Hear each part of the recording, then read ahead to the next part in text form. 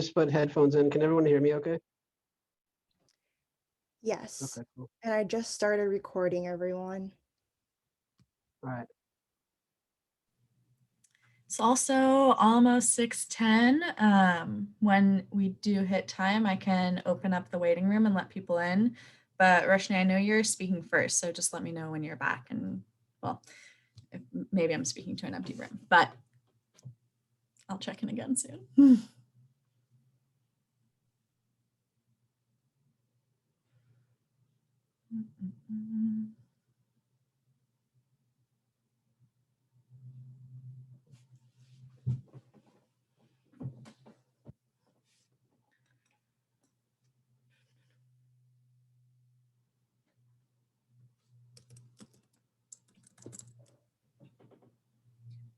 So it's 6:10. Are we ready to start and letting people in? And then I'll start with the access stuff. Fantastic. I'm gonna open up the waiting room. Admit everybody. Beautiful, thank you.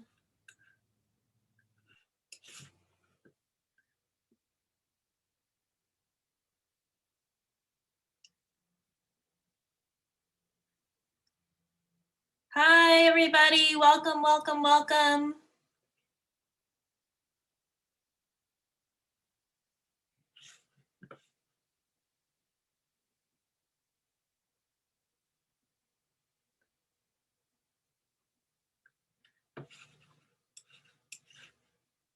So before we get started, I want to thank you for joining us, and just to let you know, this event is available in English and Spanish.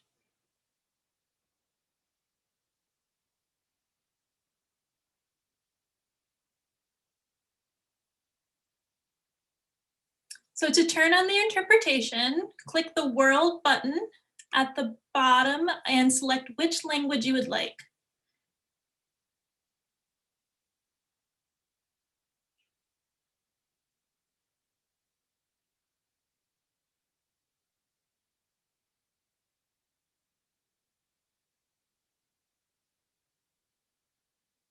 We have the lovely Amanda, who you're hearing, and Carlos, who is interpreting tonight.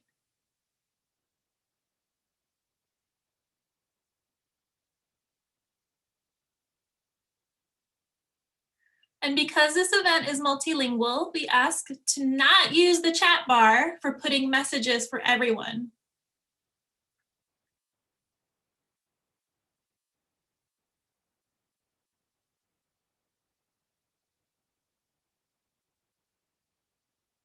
You can direct message people individually, but we don't have interpretation services for the chat.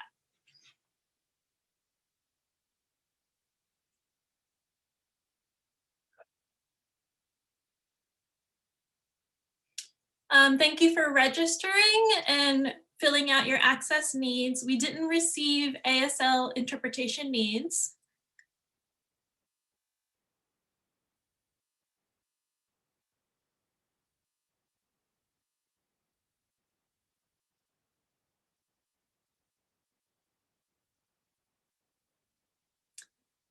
But we want to thank Fingers Crossed for on-call ASL interpreters.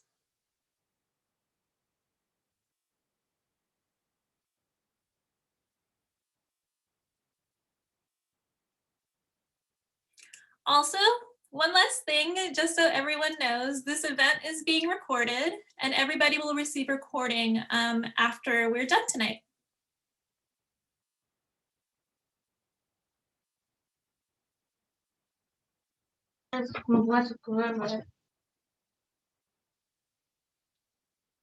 So I think we're good to start the show, and I think the interpretation is happening now. So you should only hear me, and if you chosen Spanish, you should hear Carlos. Cool? Great. Welcome. Thank you for joining us. Welcome to the opening of We Are Still Here. It's an exhibition featuring artworks by currently and formerly incarcerated artists. My name is Roshni Thakur, and I am the Cultural Work Coordinator at the Asian Pacific American Network of Oregon, also known as APANO. And APANO believes that telling our stories, speaking truths, imagining alternatives, and shifting social narratives matters as a strategy for cultural change. By elevating members' stories and connecting them to issues, APANO aims to advance a long-term cultural strategy to impact beliefs, actions, and policies through centering the voices of the most impacted and silenced, resisting and shifting harmful narratives and ideas, and moving beyond defensive strategies to envisioning alternatives. And that's why we're really happy to have such talented artists in the exhibition and tonight's show. This exhibition is part of the work at the Orchard's Curatorial Committee, where the great and talented Lillian Pham has been leading us to this point. Lillian Pham is an artist and part of the Orchard Curatorial Committee, and she's in yellow in one of the rectangles. And just so you know, I will be co-emceeing this event with Joshua Edward Bright, who is one of the artists and participants, and also he'll get a better introduction later on by Kaya. So thank you so much for coming tonight. We are going to have, as the people who perform, we're going to have their handles for you to donate to their work. So please keep an eye out for that in the chat as they perform. And then we also have the handles for the overall show for We Are Still Here. And that we can put in the chat too. So thank you for joining. I'm now gonna introduce Kaya, who is also, she's doing tech tonight, but she's also an organizer with Black and Pink PDX, which has been an amazing contributor to this exhibition, to this show. Kaya's family's experiences with the carceral system have fueled their commitment to abolition, which they see as a practice of presence rather than absence. They dream of and scheme for a better world where safety, justice, and healing are realities for everyone. Kaya loves talking about transformative justice and building networks of care and support, and credits much of her knowledge to the work of Mia Mingus, Mariam Kaba, Dean Spade, Walida Imarisha, and Leah Lakshmi Pipshna Samahrasina, as well as the countless conversations with friends over the years. She finds balance through and is energized by baking projects, extravagant monochrome outfits, building things with her mom, and watching as many sunsets as she can. Thank you, Kaya! Hi, thanks so much. My name's Kaya, and I use they, them, and she, her pronouns. I'm an organizer with Black and Pink PDX, and we are so grateful to have been invited to be a part of this project. Black and Pink is a national organization that fights for prison abolition and primarily does so through a pen pal program to support LGBTQ and HIV positive people who are incarcerated through pen pal relationships to build solidarity and break down the isolation that folks experience in the carceral system, particularly people who are of marginalized genders and sexualities. So Black and Pink is a national organization, and then about a year and a half ago in the summer of 2019, some of us met at a critical resistance training and decided to form a chapter here in Portland. And we now have an independent chapter of Black and Pink, which we call Black and Pink PDX. We have close to 285 inside members, and we're working with outside folks to make sure that all of our inside members get pen pals if that's something that they're interested in. We have a lot of different projects, and we have a monthly meeting on the third Thursday of the month. So if anyone is ever interested in coming, those meetings are open to everyone. You can come and get matched with a pen pal or help us out with some mail processing. And we're so excited that some of our inside members contributed art to tonight's show, which we'll be looking at later. For now, I'm going to do a brief screen share to show everyone the wonderful website that Lillian designed for this show. So bear with me as I share my screen real quick. This is what the website looks like. And you can go peruse it after tonight or during tonight if you'd like. It has a little bit of a bio, and then it has all of the artworks with a brief description and the artist. So we have some fantastic artwork up. If you scroll to the bottom, you can also see a little bit more about the artists. Let's see. Yeah, so we have a brief about the artists and their works description down here that you are welcome to check out. And then if you're interested in purchasing one of these beautiful pieces, there's a link at the top of the website. It's right here. It says, how do I buy the artworks? And then you can click on this link for a Google form. It will take you to this page, and you can read this top part to explain a little bit how it's going to work. But basically, you'll fill out your email address and you'll say that you have read and agreed. And then on the next screen, you can select which artwork you're interested in purchasing. We are going to be doing our best to update this list, but it will be done manually. So it is possible that you might select something that has already been sold, in which case we'll just be in touch with you and let you know that it's already been sold. And then for a few of the pieces, there is not a price listed, and it says organizers will reach out to you. That's because sometime in a few cases, we haven't heard back from the artist, or the artist is interested in more of like a conversation around the price to make sure that it's accessible to everyone. So that's the website. We will be, the link's already shared in the chat, and we will email it out afterwards as well. And without further ado, I have the honor of introducing our next speaker. Joshua Wright spent 50 months imprisoned. During that time, they were able to accomplish such things as co-found Liberation Literacy, name and co-create All Rise magazine, and start the first gender and sexuality class in the Oregon Department of Corrections. They currently live in Portland and continue to engage in community organizing, education, and activism, with a main focus of social justice and prison abolition. And Joshua, I turn it over to you. Thank you so much, Kaya. And welcome, everybody. I'm so happy to be your co-host this evening. The first performer that we have today was meant to be Quiz Audie. And however, Quiz Audie, who is representing Liberation Literacy and was going to perform a poem, could not be here. His family threw him a surprise birthday party. So let's wish Quiz a very happy birthday. But moving on from that, I do want to clarify, and I'll also be reading a little bit slower and talking a little bit slower,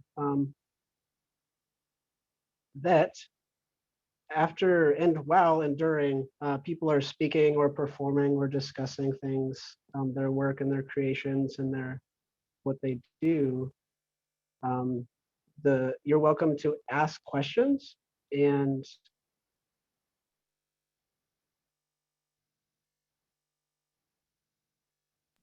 It looks like we may have briefly lost Joshua.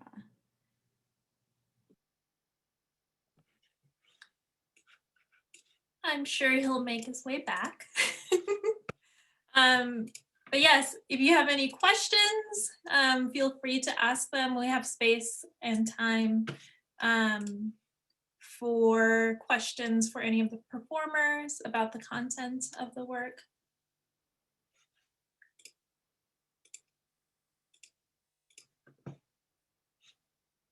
And I think Joshua, you might be back. yeah, I don't know what that was. I apologize. But I was trying to say that the public and anyone on this call is welcome to ask questions during the performances. You can put them in the chat and we will try to get to them afterwards to ask the specific performers, of course. And transitioning into the second performance, now the first, of course, Mike Bredo Jackson is a father, activist, musician, and recording artist who has substantial experience in mentoring and workforce development. For 8 years, he served as the Self-Enhancement Incorporated Studio Music Composition Coordinator, where he mentored youth through Black music history and production. Bredo started the Role Models Applying Positive Peer Pressure music mentoring program at Rosewood Initiative with David Jackson, who is also the Portland Trail Blazers DJ, OG1, and is currently the Rosewood Black Community Organizer. He was also an employment specialist and navigator for the In Focus program at Southeast Works and works for POYC in the Community Healing Initiative Elevate program. There, he mentors so-called African-American gang-impacted young adults and formerly incarcerated people through culture, wellness, career-oriented employment, crisis response, and knowledge of self. At the same time, he is the co-director of a nonprofit organization called Leaders Become Legends to provide mentoring through employment to help create leaders in the community, starting in the clean energy workforce. He hopes to help foster a better future and inspire young adults to help others through trauma-informed work, including as a Lions for Life cultural community advocate. So Bredo, it's off to you. Peace, peace, peace. First of all, I just want to give all praises to the Most High God and the ancestors for allowing us to be here to stand on this stolen land as we are today, being able to use their electricity and their natural resources and invade on their territory. So I just, first off want to, give love to the ancestors, so-called Blacks, African-Americans, Hispanics, and Native Indians. So yeah, we're here today to talk about art and the importance of this type of program that we're doing right here. So myself, in the middle of that, what he just read, my so-called bio, if you will, I had took a dive, went to federal prison in the middle of all of that stuff that he just read, did 61 months in federal prison and fell out of New York, South Bronx, so Southern District of New York for the feds. While I was in the feds, before I went to the feds, I was actually going to Mount Hood Community College studying music theory. And then I made the bad decision and went away for a while. So while I was there, my sister was continuing to send me books on studying music theory, as well as other books on knowledge of self, understanding, finance, and what have you. And when I eventually left the detention center in Brooklyn, went all the way across the United States, Oklahoma, Pahrump, Nevada, and then to Sheridan, Oregon, where I finished up my bid. They had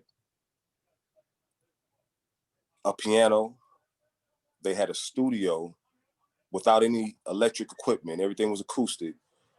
And, they had a band room pretty much in the federal system. And I utilized that to the best of my ability. And that was more than an outlet for me to get out of the unit, to stay away from the nonsense, to not be gambling, to not be wasting my time sitting in front of the TV all day. I had that art and that space to go to and dive into being a musician and also serving time. And the importance of that, the reason why I really chose to do this program with APANO and agree to speak tonight was because of that. Without that, I wouldn't have made it through, period. Point blank. I mean, I was in that place when I hit that prison yard, I was there pretty much 3 times out the week, easily. Locked in 2 hours a block every time you're in there. Once you go in there, you're locked in for 2 hours. There is no coming out. And, it really just therapeutic and brought me peace, brought me just a sense of, you know, escapism, if you will. You know, we had, you know, some lifers in there, man. I had lifers from different races come up to me in the chow hall and tell me that, man, I heard you in there playing that music, man. I heard you in there rapping. That shit sounded good, man. It took me out of here for a minute. That type of stuff, you can't even, you know, comprehend that unless you've been in that type of situations and you know what it's like in prison and how the tension is thick between other nationalities. And, you know, it brought that type of respect, and it brought that type of outlet for me, the importance of, you know, being an artist and then having that outlet in prison. And there were guys in there making art, sitting at home in your feds. You can sit at home, you can make necklaces, you can make purses, you can make all different. They had to give guys, because guys in the federal system are doing a lot of time.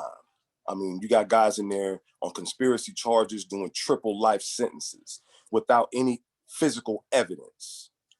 So, you know, besides using the drugs and all of the stuff they want to give you to help cope with that time, those outlets were there. And, you know, unless we were getting disciplined as a prison, they were always open to us. You know, sometimes guys would get stabbed in the band room. Guys would be fighting in the band room is shut down for a matter of months. You know what I'm saying? Guys taking the guitar strings, making tattoo needles. They're closing the band room. When they closed that band room, that outlet was shut down and you could feel the tension in the prison. That's how powerful that was. So for all of my artists out there, part of this program, man, you know, I just, you know, I don't know if you guys are going to be able to hear this later, but keep using that outlet and don't let the time, you know what I'm saying, do you. You got to do the time, and you got to stay focused on that art and use that as an outlet. If you don't believe in the Most High God, then, you know, you seek your own entity and your own deity through that art, and you try to use that to get through that time, because, you know, they have our physicals trapped, but not our minds. So, you know, we can let our minds fly over those gates and those bars. And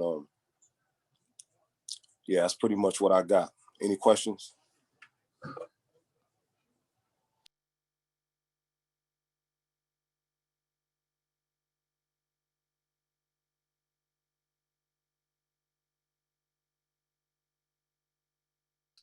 I have a question.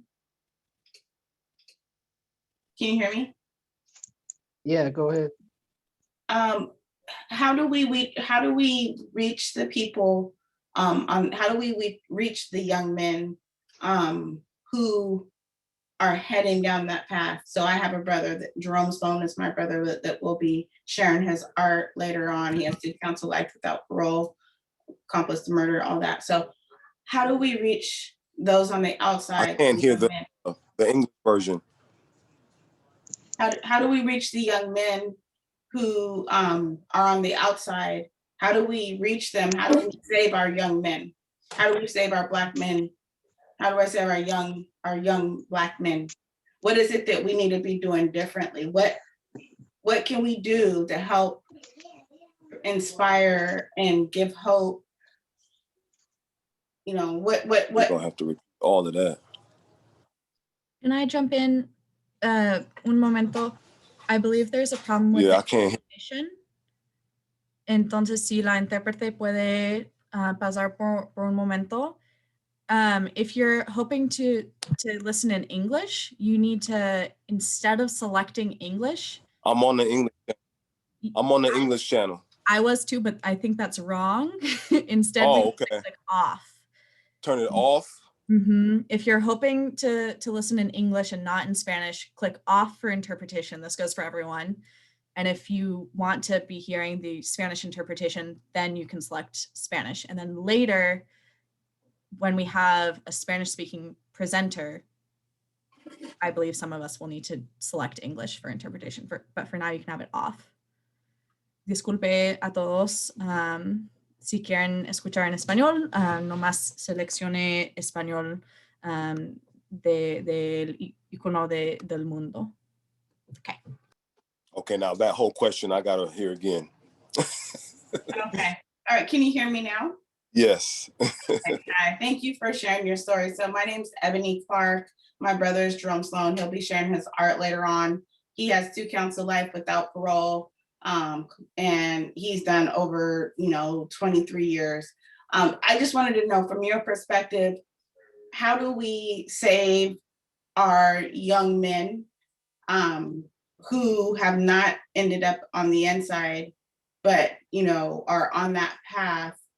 What is it that we need to do differently, whether it's families, community, services, support, just from your perspective, like what how do we reach and touch and help and prevent other young men and families from having to be impacted and devastated by the pain and the hurt? Oh, praises to the Most High. You know, sis, that question right there, I discussed pretty much 80% of my day. And the only thing I could say is, as a descendant from so-called slaves and captives, and my mother and father marching, my mother and father both met marching in the civil rights movement. Okay, both of them are deceased.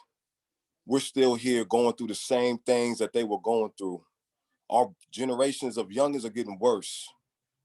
And you know what? The only thing that I can come up with as an honest father and a grandfather is that we keep leaving out.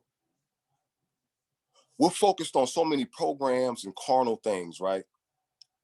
And I think that we keep leaving out the physical, the spiritual aspect of this existence that we call life. Ain't no program gonna save us. Obama didn't save us, okay? The Civil Rights Act didn't save us, beloved. None of that stuff is helping our people. I grew up in Watts, California, gang banging.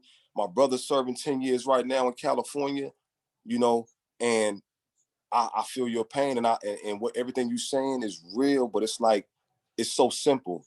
We can't do it by ourselves. We need knowledge of self. We don't know who we are. We call ourselves BIPOC. I don't even know what the hell that is. I'm not a damn acronym. I don't consider myself a Black person. I don't consider myself an African American. Those are bywords placed on us by our captives. And until we get a better understanding of who we are as a people, we're still searching for identity.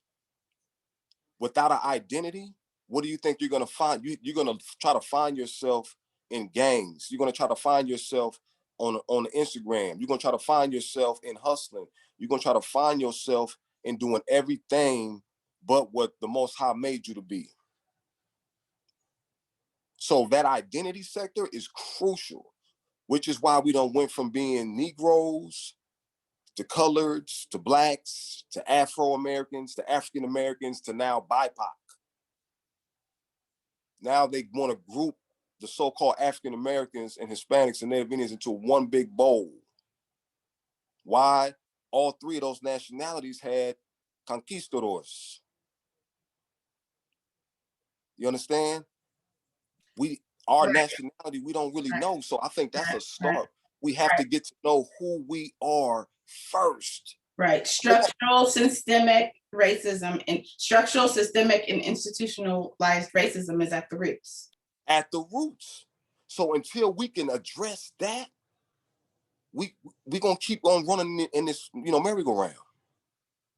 And until our brothers wisen up and start getting education about this and not letting it be secondary in their existence and accepting it as it is what it is, we Black, this is how it's supposed to be.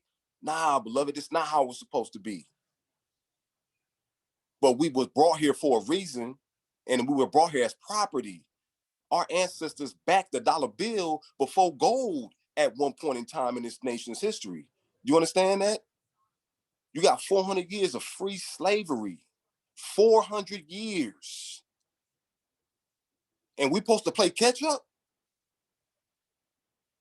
That's what's going on. Brothers standing on them corners playing catch up. Brothers is going in them stores, robbing people, getting catch up. We doing anything we can to catch up. And we landing where at? In them systems doing all that time, sis. So if anything, yo, bro, listen, tell him to start digging into the history of who we are prior to the transatlantic slave trade. we're not starting at slavery. We're gonna start before the slave trade. Who was the so-called black man and woman? Tell him to start researching that, and I think he'll run into some very interesting questions. And I'll be more than willing to chat with him through you or however, so we can build on that. Thank you.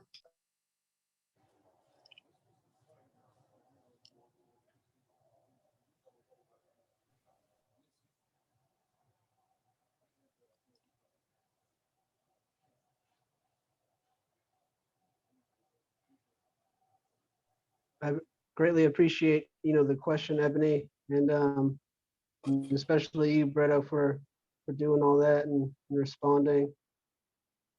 Can everyone hear me, first of all? I am on the English channel. Yeah, I think you're good, Joshua. Okay. So something that I did want to acknowledge and do is I'm going to read a quote and continue into our land acknowledgement, and then I'll continue from there. Since our activities are shared digitally on the internet, let's also take a moment to consider the legacy of colonization embedded within the technology, structures, and ways of thinking we use every day. We're using equipment and high-speed internet not available in many indigenous communities. Even the technologies that are central to much of the art that we make leave significant carbon footprints, contributing to changing climates that disproportionately affect indigenous peoples worldwide. And that is from Adrian Wong on the Spiderweb Show. I invite you to join me in acknowledging this as our shared responsibility to make good use of this time, and for each of us to consider our roles in reconciliation, decolonization, and accomplishment. In addition, since many of us are Zooming from Oregon, we are currently seated on the traditional lands of the Multnomah, Cathlamet, Tualatin, Kayapuyia, Wasco, Cowlitz, Clackamas, bands of Chinook, Molalla, and many other tribes who made their homes along the Columbia River. In another statement of solidarity with the Black Lives Matter movement, we also want to acknowledge that our society has deeply rooted within it centuries of white supremacy, economies built on the enslavement, the disproportionate imprisonment of Black folks, the violation of human and civil rights, and the concentration of extreme wealth into the hands of a small, mostly white male, elite power structure. We explicitly name anti-Blackness as the root of most oppression and racism, and we believe this will allow us to be better equipped to dismantle harmful structures and institutions that we are working with and within. And that was made by Jairaj Singh. Transitioning to myself, as was mentioned, I spent 50 months in prison, and I was able to create and co-found a lot of different things. And ever since I was released November 6th of 2018, I have done my best to continue activism and using my privilege in service to others. And I've also spent a lot of time writing and sharing the writing that I created while I was in prison. And one of the things that I was focused on a lot is trying to get that writing out to the public when I was in there. And that led to the creation of All Rise magazine. I created it with about 5 or 6 other prisoners and 2 volunteers. And we came up with the idea because we just didn't have a way to reach people, and we wanted to show that we are more than just kind of like what we're portrayed as in the media. We are portrayed often as basically monsters, very violent and lacking a moral compass. Um, and there's so much depth to every human being, and we just wanted to show that, especially people who, were still in prison at the time. And that allowed me to share that poetry and that writing that I was doing. And we just released our first issue. We released it this past holiday season. And we are spending all of our remaining like money and time getting that first issue into prisons and for free of charge and all across the country and in some other countries. And I'm just so happy that that's what happened with that work and how far that's come and how much we've just how much we've done since being in a little classroom in a minimum security prison in Portland, Oregon. So if you want to check that out, it's allrisemedia.org, and that can be put in the chat as well. But now I will be reading 2 poems. I have 4 listed that you can buy, but I don't have enough time to read all 4 of them. One of them is probably like at least 4 or 5 pages long, and that's just too much. So the first one I will read is called Cognitive Behavioral Therapy, and I wrote it probably my 3rd year of prison, but here it goes. Imprisoned, thrown away, a dog whimpering in its cage, a lone goose without a flock. If only I could move the hands on this clock. Labeled a criminal, an American felon, conditioned to accept it, subtle subliminal rebellion. Breathe in deeply the violent air. Even for the future, I no longer care. Anarchy inspires, revolution calls. When words can scar, the walls shall fall. The prison creates a different beast, hollow and numb now, but it's been said that the most shall someday be the least. And now I will share my second poem, which is called High Treason. And I wrote that towards the end of my sentence. It was my last year of prison. And I had just recovered from pneumonia and being in a hospital bed with handcuffs and leg chains for 2 weeks straight at OHSU in a locked ward. But I survived it. So let's move on to the poem. This is High Treason. When I close my eyes, what do you see? I am not afraid of the world is afraid of me. If you got charged with treason, how would your closest friend plead? Let the planet burn, but let's keep every tree.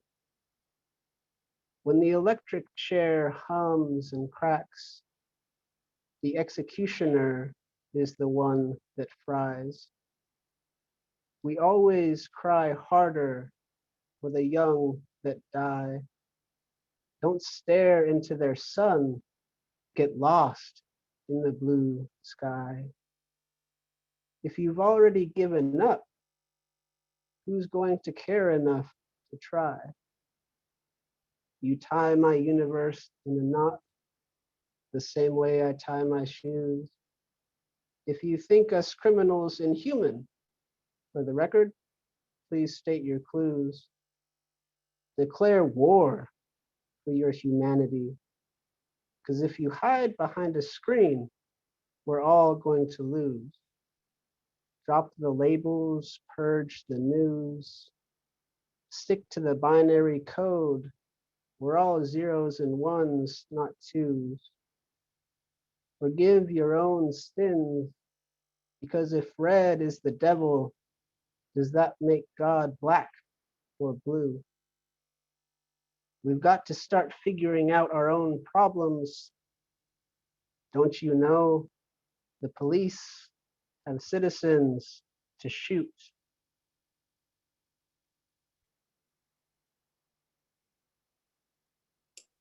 Woo! Joshua! Woo! Y'all got some reactions on your screens? Come on now. Okay. Thank you, Joshua, for your 2 poems of the 4. Yes, it's on the website. I think there was a glitch on the website for a second. It's now working. So thank you, Joshua, for reading those 2. Are there any questions for Joshua? We have a couple of minutes for that. And if not, you can DM them if you have questions too. If you have questions later, we can do that too, but I just want to throw that out there.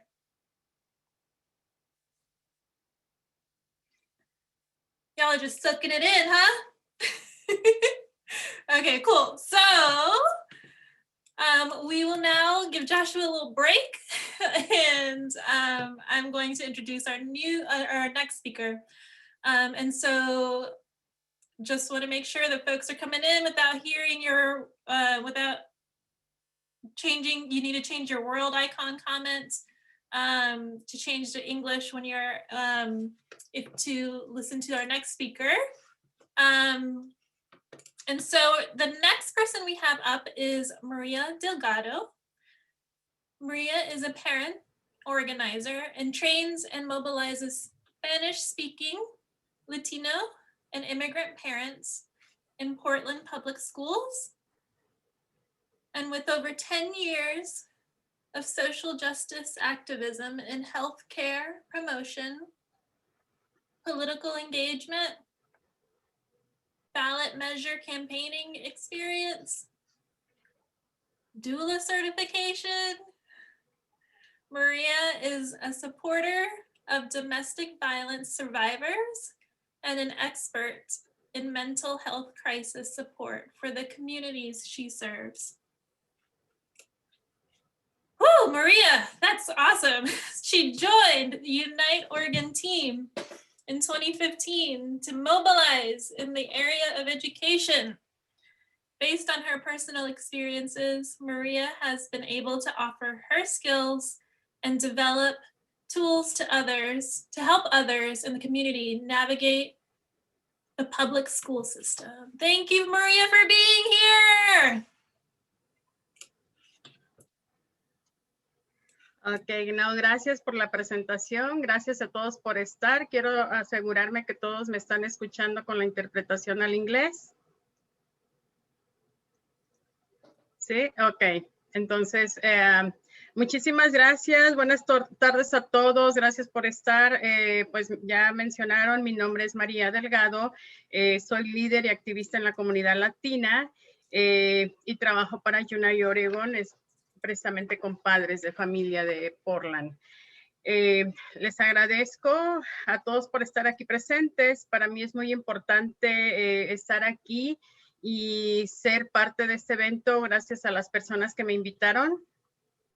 Quiero compartir mi experiencia con los sistemas, el sistema educativo y el sistema de policía como judicial.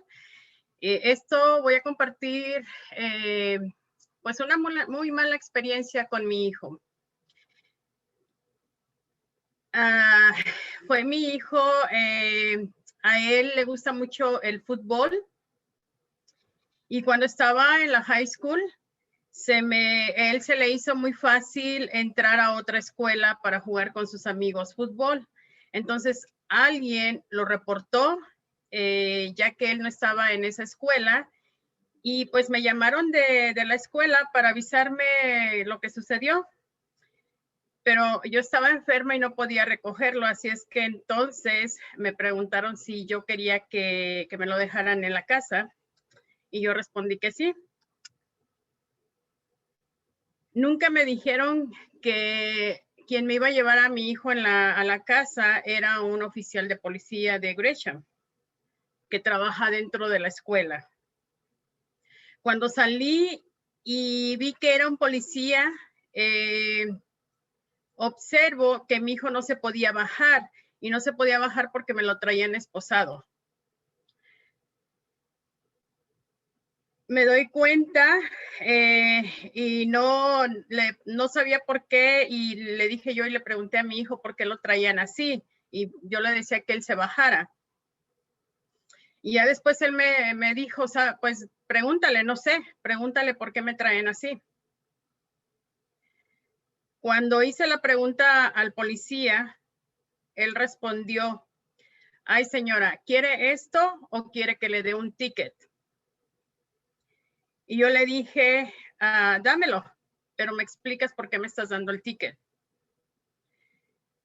Le quitó las esposas a mi hijo y me entregó sus pertenencias en una bolsa de papel, y con sus 2 dedos así me la dejó caer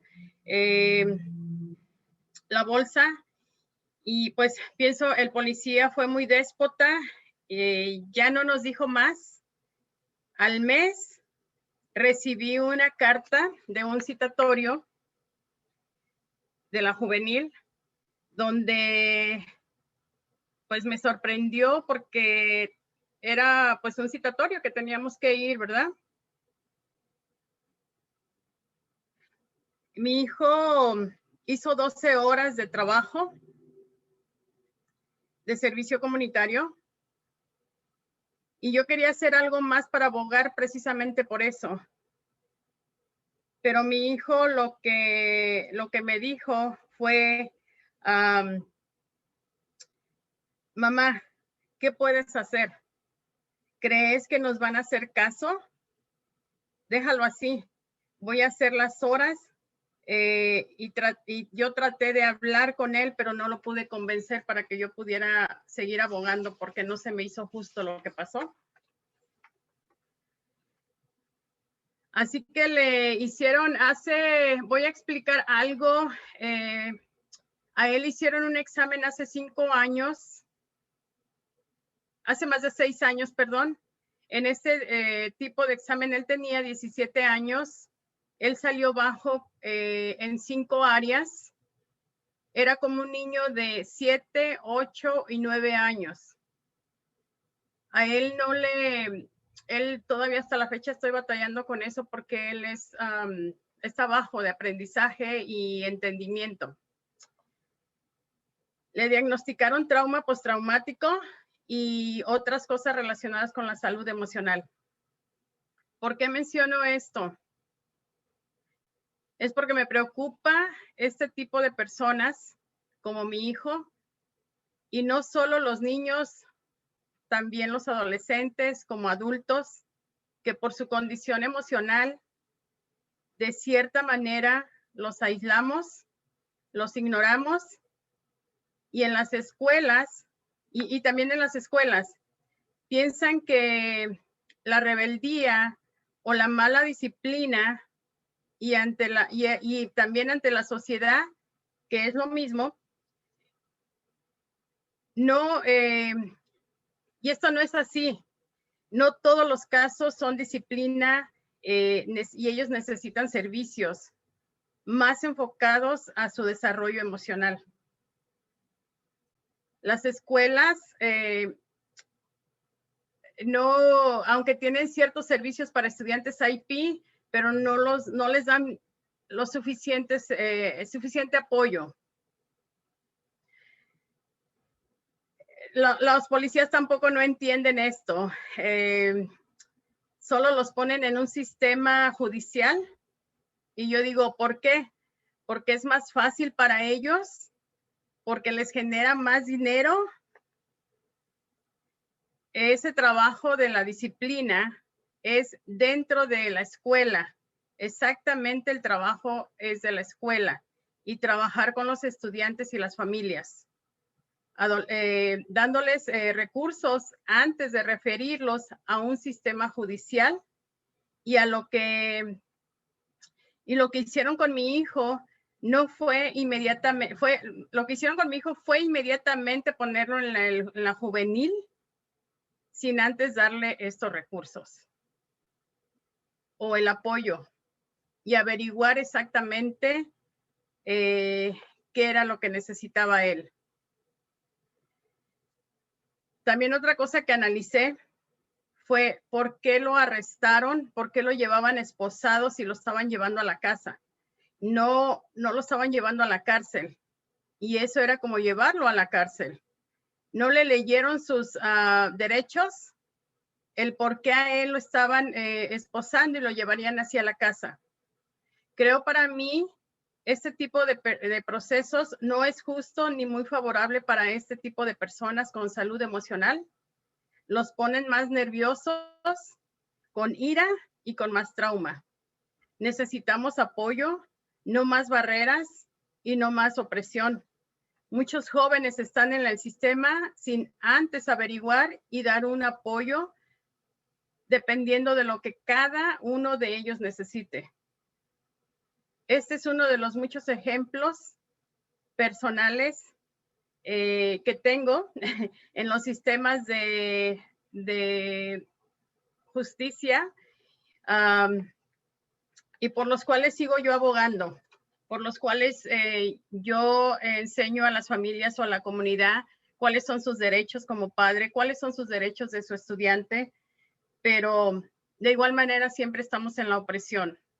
Siempre hay un perfil racial y eso no es justo. No es justo porque de igual manera somos seres humanos, como ya otra persona ya lo mencionó, y creo que merecemos respeto, merecemos las mismas oportunidades que todos. Entonces yo sigo abogando por este tipo de personas porque desafortunadamente cuando tenemos las malas experiencias es cuando empezamos a activarnos y es lo que les enseño a los padres, que antes de que nos pasen las cosas tenemos que hacer la acción y apoyar. No sé si tienen preguntas, pero muchísimas gracias por estar aquí. Es muy importante para mí estar en este evento porque es parte de lo que yo también he estado abogando. Es parte del sistema en el que mi familia y yo hemos estado etiquetados, marginados, perfilados. Así es que muchísimas gracias. Y no sé si tienen preguntas.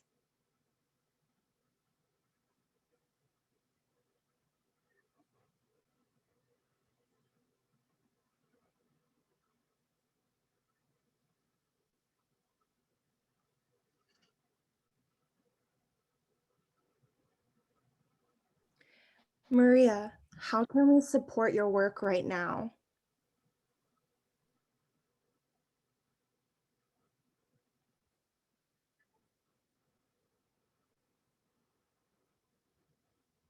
Bueno, sí, yo trabajo gracias por preguntar, yo trabajo con familias donde yo no hablo inglés, pero sé mi derecho de un intérprete. Y eso es lo que les enseño también a los padres que tienen ese derecho. Y desafortunadamente a veces, pues yo puedo entrar con ellos a las escuelas, ¿verdad? Pero sí me gustaría ver más apoyo para la comunidad. Porque muchas de las veces somos ignorados dentro del sistema escolar. Y lo más fácil para ellos es dirigir a nuestros estudiantes a la juvenil.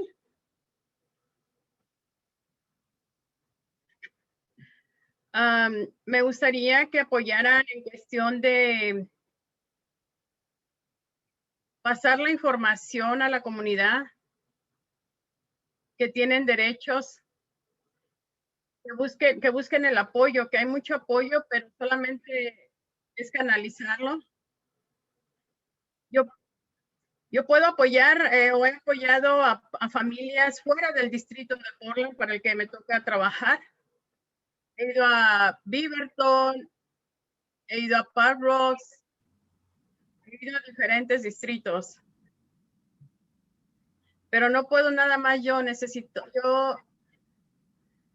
a mí me gustaría hacer un grupo de líderes, donde seamos un grupo de padres, donde estemos apoyando a otros padres, en cualquier área. Porque nuestros estudiantes o nuestros hijos, en vez de encaminarlos en un sistema de educación, están yendo a un sistema judicial.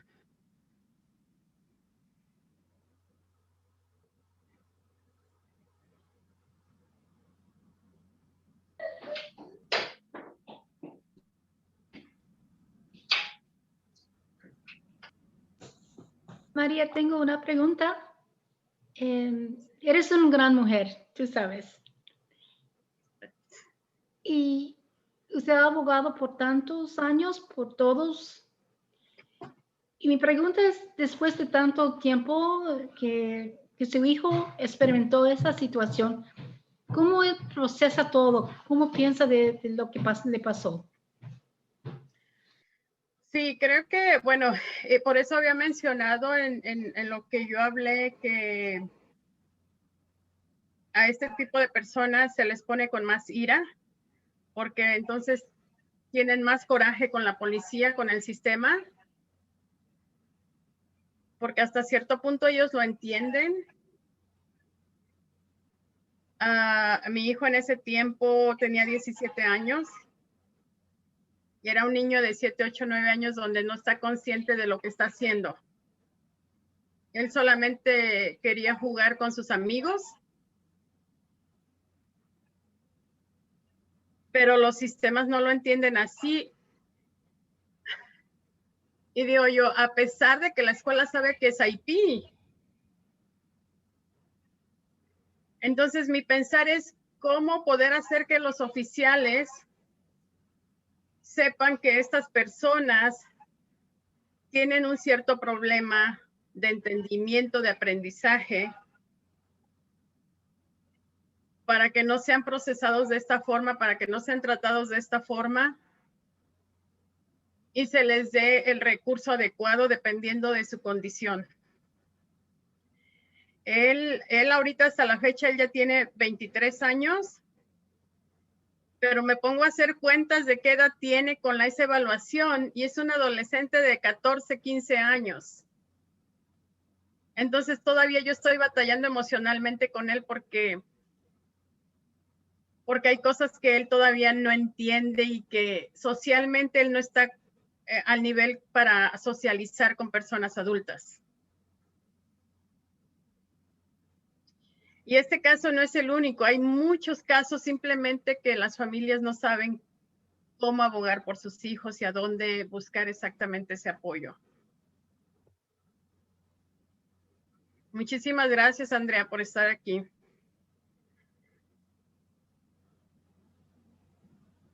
María, yo también tengo una pregunta para usted.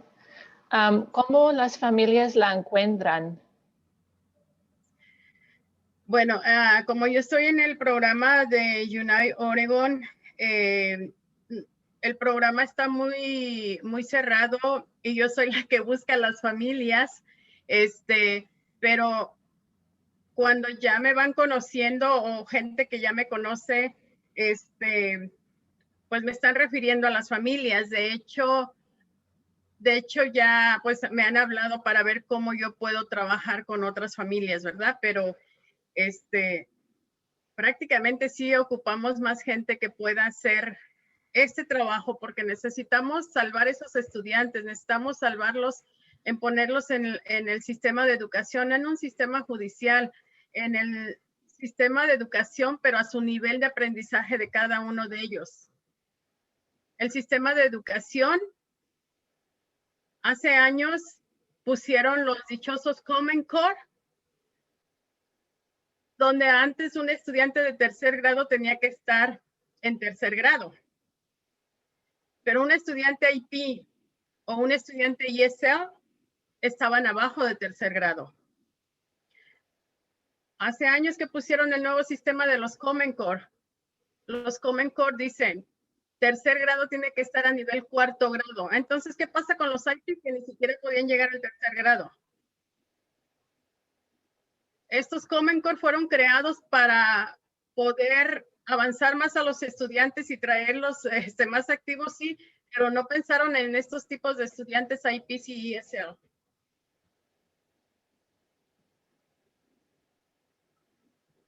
Gracias.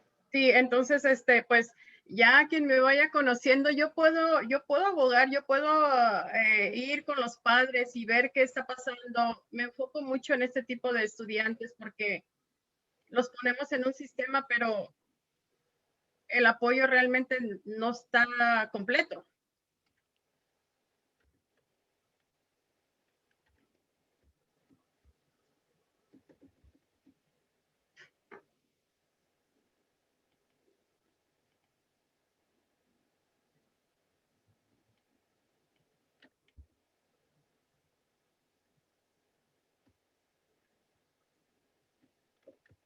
Any other questions for Maria?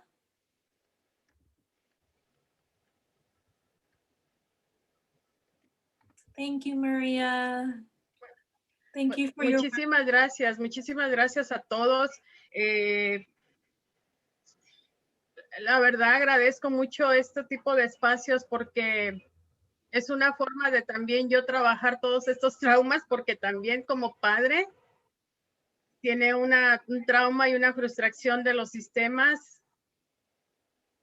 porque queremos avanzar siempre o tener que nuestros hijos estén avanzando, pero desafortunadamente eso no pasa.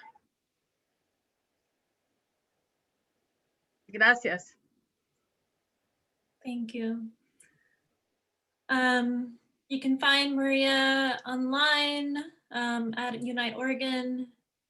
And yeah, thank you for listening. Thank you for being here, Maria. And now we are going to transition into another part of the event tonight where we get to hear more poems, learn about the artworks directly from the artists. And the first person that we have, she is going to be reading a number of poems that we received for this exhibition. And her name is Michelle Yemya. She's originally from Northern California and has been residing in Portland for the last 15 years.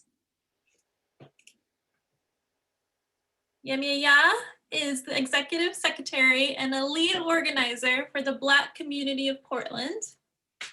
She has diligently been dedicated to the advancement and empowerment of the Black population in Portland, with areas of focus being anti-displacement and housing justice, Black economics, food justice, and cannabis reform. In addition, she is the organizer for the Anti-Displacement Coalition and is working to uplift the voices and opinions of all BIPOC communities at a city level. As an entrepreneur, she enjoys interacting with energy and assisting in the healing of her community. And as a hobby, she is a photographer and enjoys painting. Thank you for being here. Good evening, everyone. Thank you for having me. Before I start to read some of these poetry pieces, I just real quickly wanted to talk a little bit and just give a little bit of insight on my opinion on art and the importance of sharing art and, you know, being able to express yourself, especially when you are behind those walls. I too have been incarcerated, and I definitely had to program myself And it took me a little bit of time to really get in there and figure out how to program myself. I mean, you know, you get in there and you do these things, but what they don't really tell you, like, is how to stay out of the prison politics. They don't tell you how to cope. They don't tell you, like, they don't tell you a lot of really important things to keep your mind right and to keep your soul happy and healthy. And so art was like a really big part of my programming. I didn't have options for programs or any of those things. So I literally had to program myself. I had to figure out how I was going to maintain my peace of mind, how I was going to stay inside my mind and not feel like I'm outside my mind right now. I can't handle this. I don't know what I'm doing here, you know, because at some point, no matter where you're at, whether you're just being sentenced, on your way, or arriving and just getting there, you're thinking to yourself, like, you've messed up and how are you going to get through this? And it's not until you're in there when you really figure out how to do your time. And a lot of us who have done time reach deeply into the arts and on so many different levels. And poetry specifically has been like a love of my life for a very long time. So being asked to participate in this show, automatically I said yes without even really knowing what I'm going to be doing. Because, you know, being previously incarcerated, I know what it feels like to be in there and to not either have support or to not feel heard or to feel like your voice is being muffled. And so I just definitely want to uplift everyone who's putting this project together and who's putting on this showcase, both inside and outside, and representing our families and some very important people. And just want to encourage everyone to reach out to friends and family members that you know, or find a pen pal, because sometimes we don't have those things. And getting a letter could change a person's mind on how to interact in there. So I'm going to start reading some poems.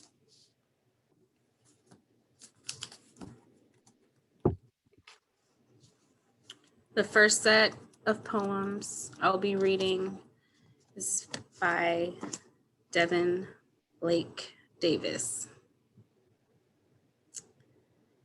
Ruination of a civilization. Drugs and crime. Why must it go on all the time? Stealing and robbing. Why are all these mothers sobbing? Taxation and laws. You can't imagine the messed up things I've saw. Snitching and lying. Why do all these politicians keep denying? Murder and assault. Everyone keeps claiming it isn't their fault. Raping and molesting. Why do we keep up this jesting? America, the land of the free. What a lie. There's always a fee.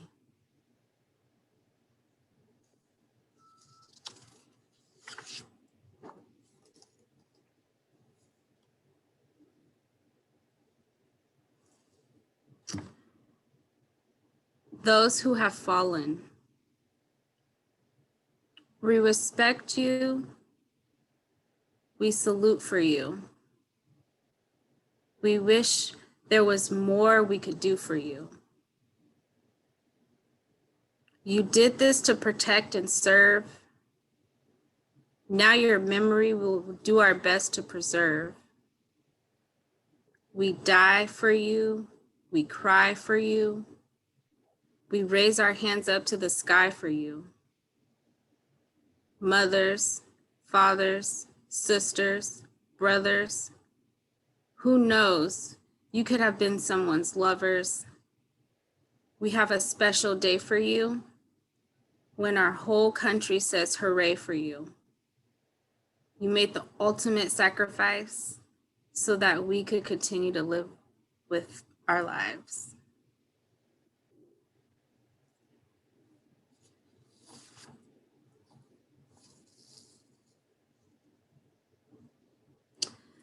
All right, this next poem that I'm going to read is by Jeremy Latham, or Lathan.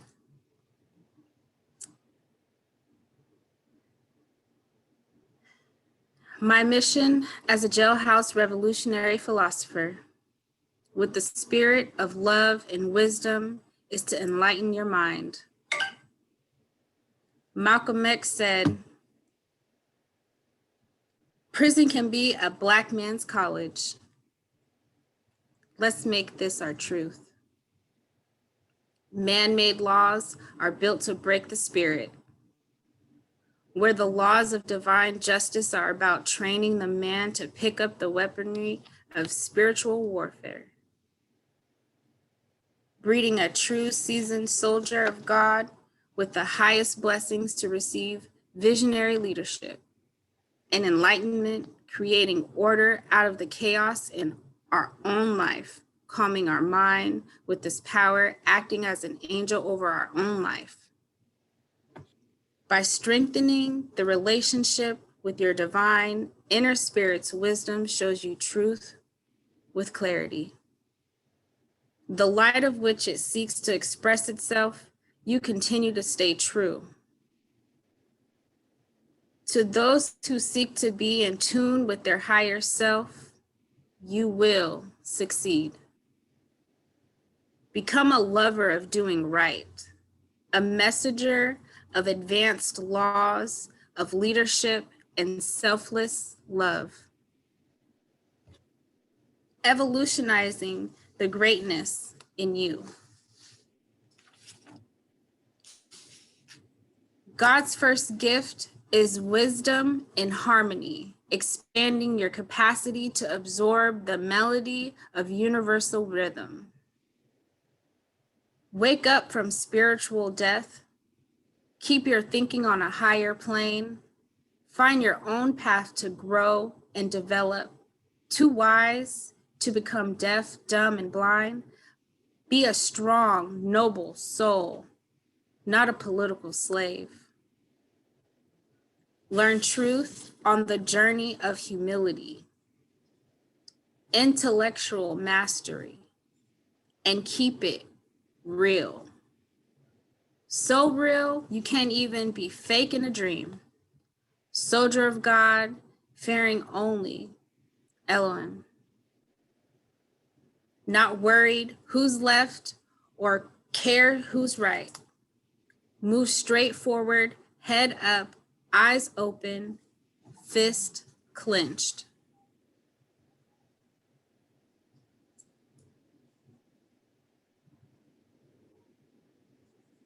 Aware of the satanic gangsterism that looms these walls, brainwashed soulless slaves victimized by self-hatred, untapped vessels unaware of the power they consume, step onto the godlike path. Free the mind through intellectual and spiritual awakening to the divine architect of the universe. Giving thank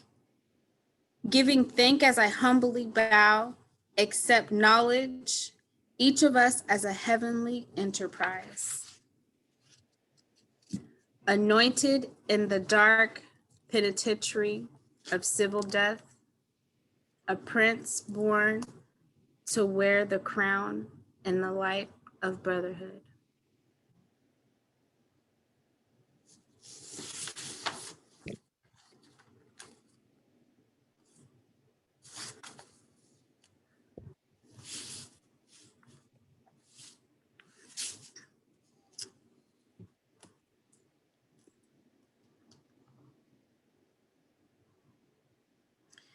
All right, so this next poem I'm going to recite is by Nikki.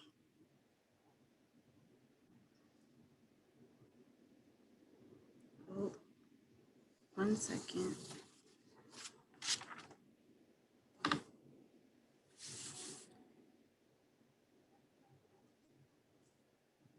Okay, thank you. All right, about the artist. I am currently incarcerated at the Oregon State Penitentiary, otherwise known as OSP. This type of design is modern Gothic Mediterranean architecture. The story behind the design.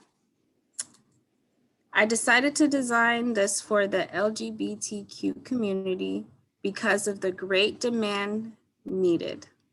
Most nonprofit buildings are prior government buildings, which are badly designed, plain and pale, square, cement basement buildings, which are badly designed,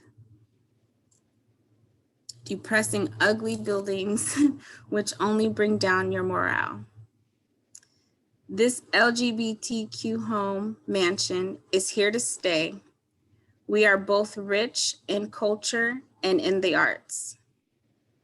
This mansion home welcomes and assists every transgender, gay, lesbian, bisexual, queer person in our community in providing free shelter, room and board, assistance in job training, lodging, legal assistance, educational opportunities, and medical services to the homeless, teenage runaways, the jobless, and obtaining a job, and housing to get back on your feet.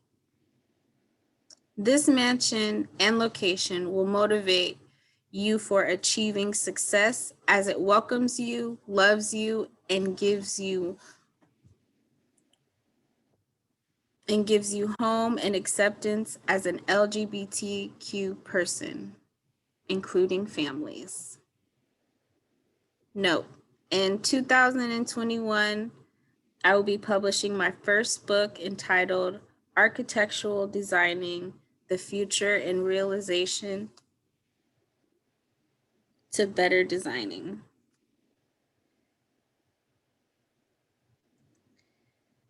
And then the rest is very blurry and I cannot read the bottom.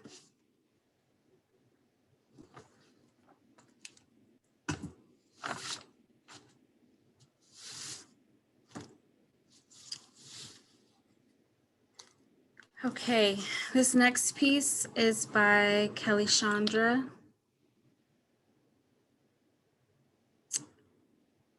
I am who I am. You place judgment on me without knowing who I am. You hide me from the world like you're ashamed of who I am.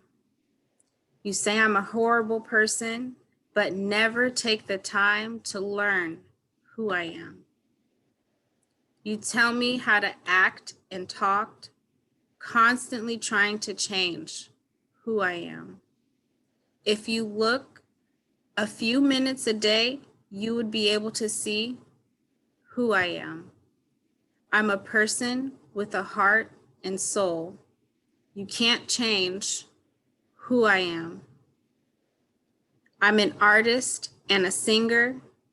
You won't change who I am. I'm proud of who I am today. So stop trying to ignore who I am. I won't stop being true to myself. I am who I am.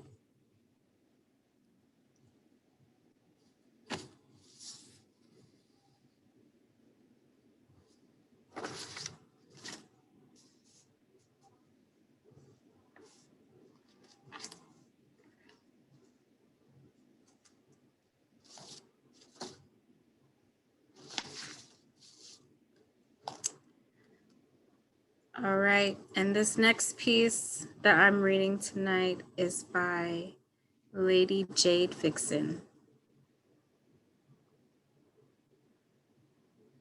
Trans doesn't always equal gay.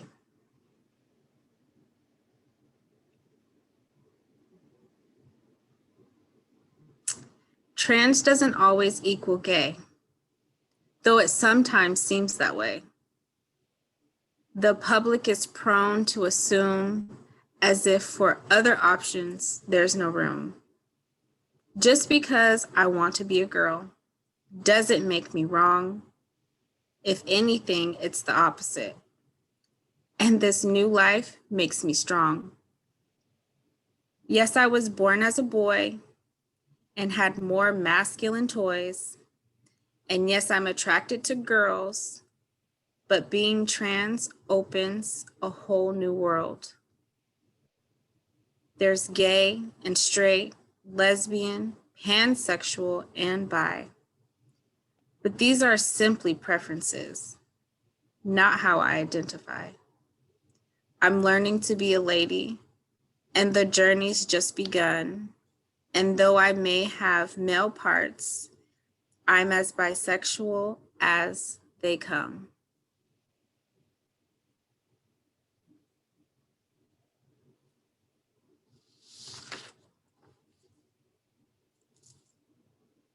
Thank you, everyone, for allowing me to read the poems. And remember to support whoever you can behind the walls. There's several programs and projects that take place, and you can find someone to support. Thank you.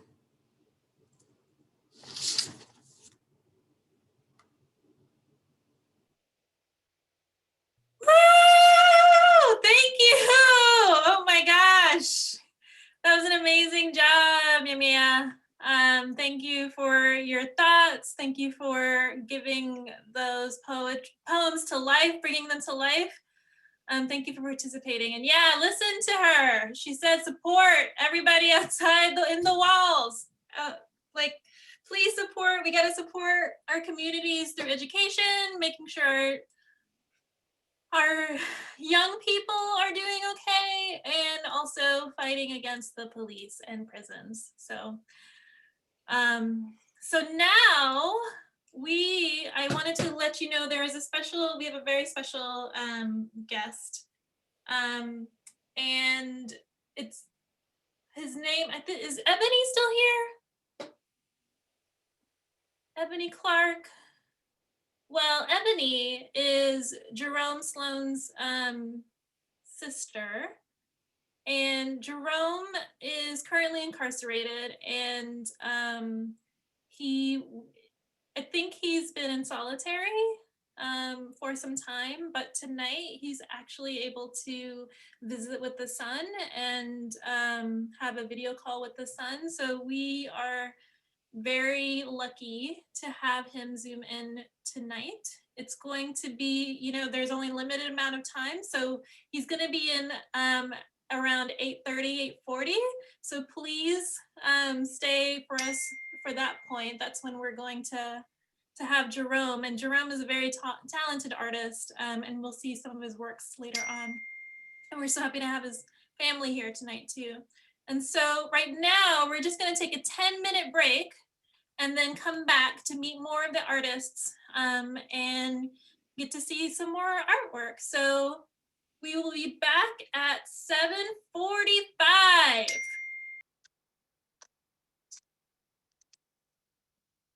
Okay. So what I'm going to do is transition to artists and artists' loved ones, and they will talk about the art that is for sale and that will be featured. And first up is Samson Loinacha, represented by his mom, Kathy. And Kathy is Sam's mom, as I've said, since 2010. Sam has been imprisoned at the Texas Department of Criminal Justice in Abilene, Texas, with a life sentence. His many attempts for state appeal were ignored or not addressed. Finally, after 8 years, a federal judge said he had cause for appeal and ordered the state to review the case. The prosecutor sent his court-appointed lawyer a request to review Sam's case, and his lawyer said there was no change. Part of Sam's appeal was ineffectiveness of counsel, which was true, so the court-appointed lawyer did not want to incriminate himself.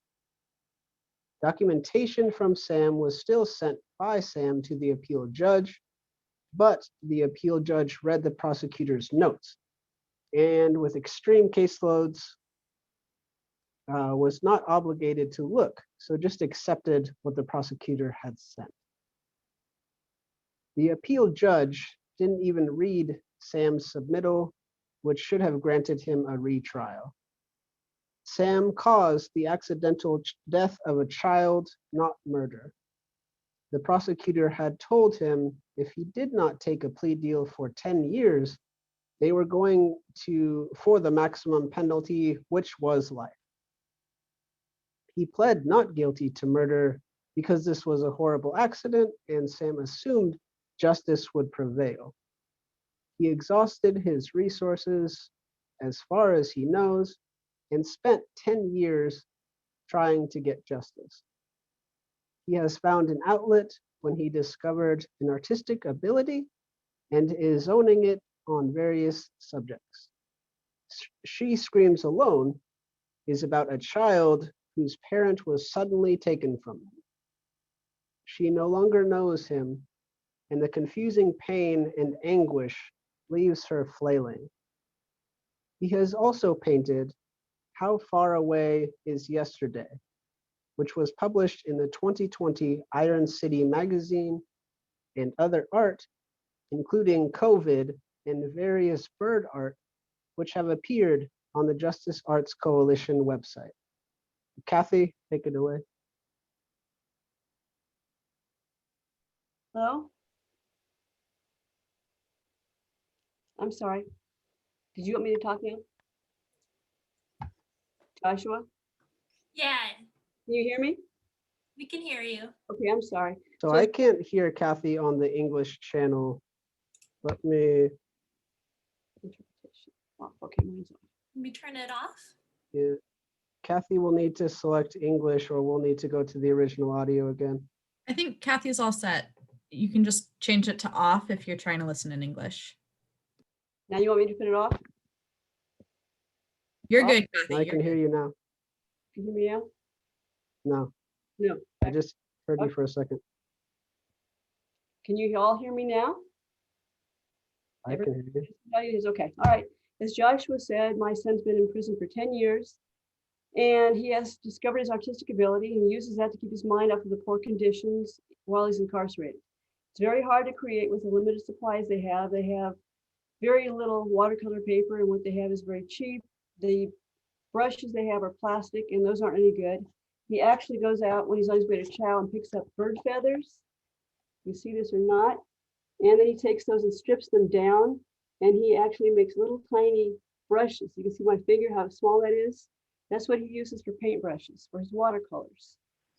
The cells don't heat up very much in the winter. It's freezing cold. In the summertime, there's so much heat. They have fans, but that's all. There's no AC. So whenever Sam sends art, I know what he's had to go through to create it. And whatever he makes, you know, it's special because he has to go through so much. How Far Away Is Yesterday? He already put that up there so you can see that. Sam can no longer see things that he saw yesterday. They're very far away. There's no trees, there's no forest, there's no sky, no stars. Only the memory of those remains. And She Screams Alone. A little bit of a modern picture. It's pencil and watercolor. And it was inspired by a sadness knowing that his daughter is trying to cope with the absence of her father. She tries to understand what she knows, what she doesn't know, and how society treats her with indifference. He's also drawn or painted some other various prints, which those two are for sale. But I will show you, he's done Viral, which this was pink and yellow and orange, and you can see it. That was inspired by COVID. That's what inspired him to do that was COVID. And he's also done a meadowlark. He's done different things. And that's a Dartford warbler starring in, are you sure that was decaf? Because his little feathers were sticking up. And he just did this for my Christmas present. That's a Joshua tree. And this is Timoleon's Landing. It's a hummingbird. It's kind of hard to see the colors on that, but he's done that bird in pen, and the rest is watercolor. And the last I'll show you is called Beginning or End. And it's just some things that he's drawn, and I just want to sit them out there so people can see them. And I want to thank you all for having this exhibit. Thank you. Thank you, Kathy. Yeah, is there any questions?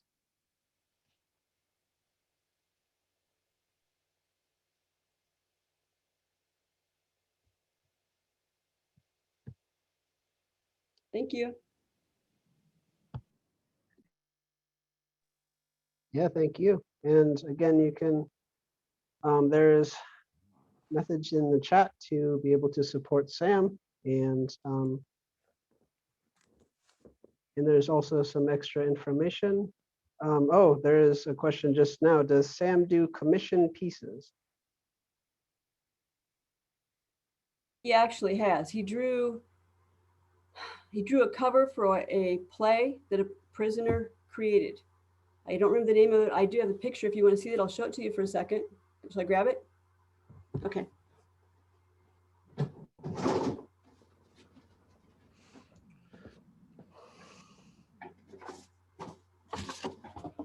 Nope. Can you see that? And that's called Waiting for Dawn.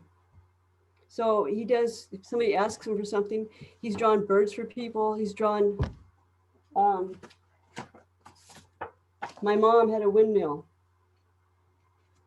and that was called Old Windmill, New Day.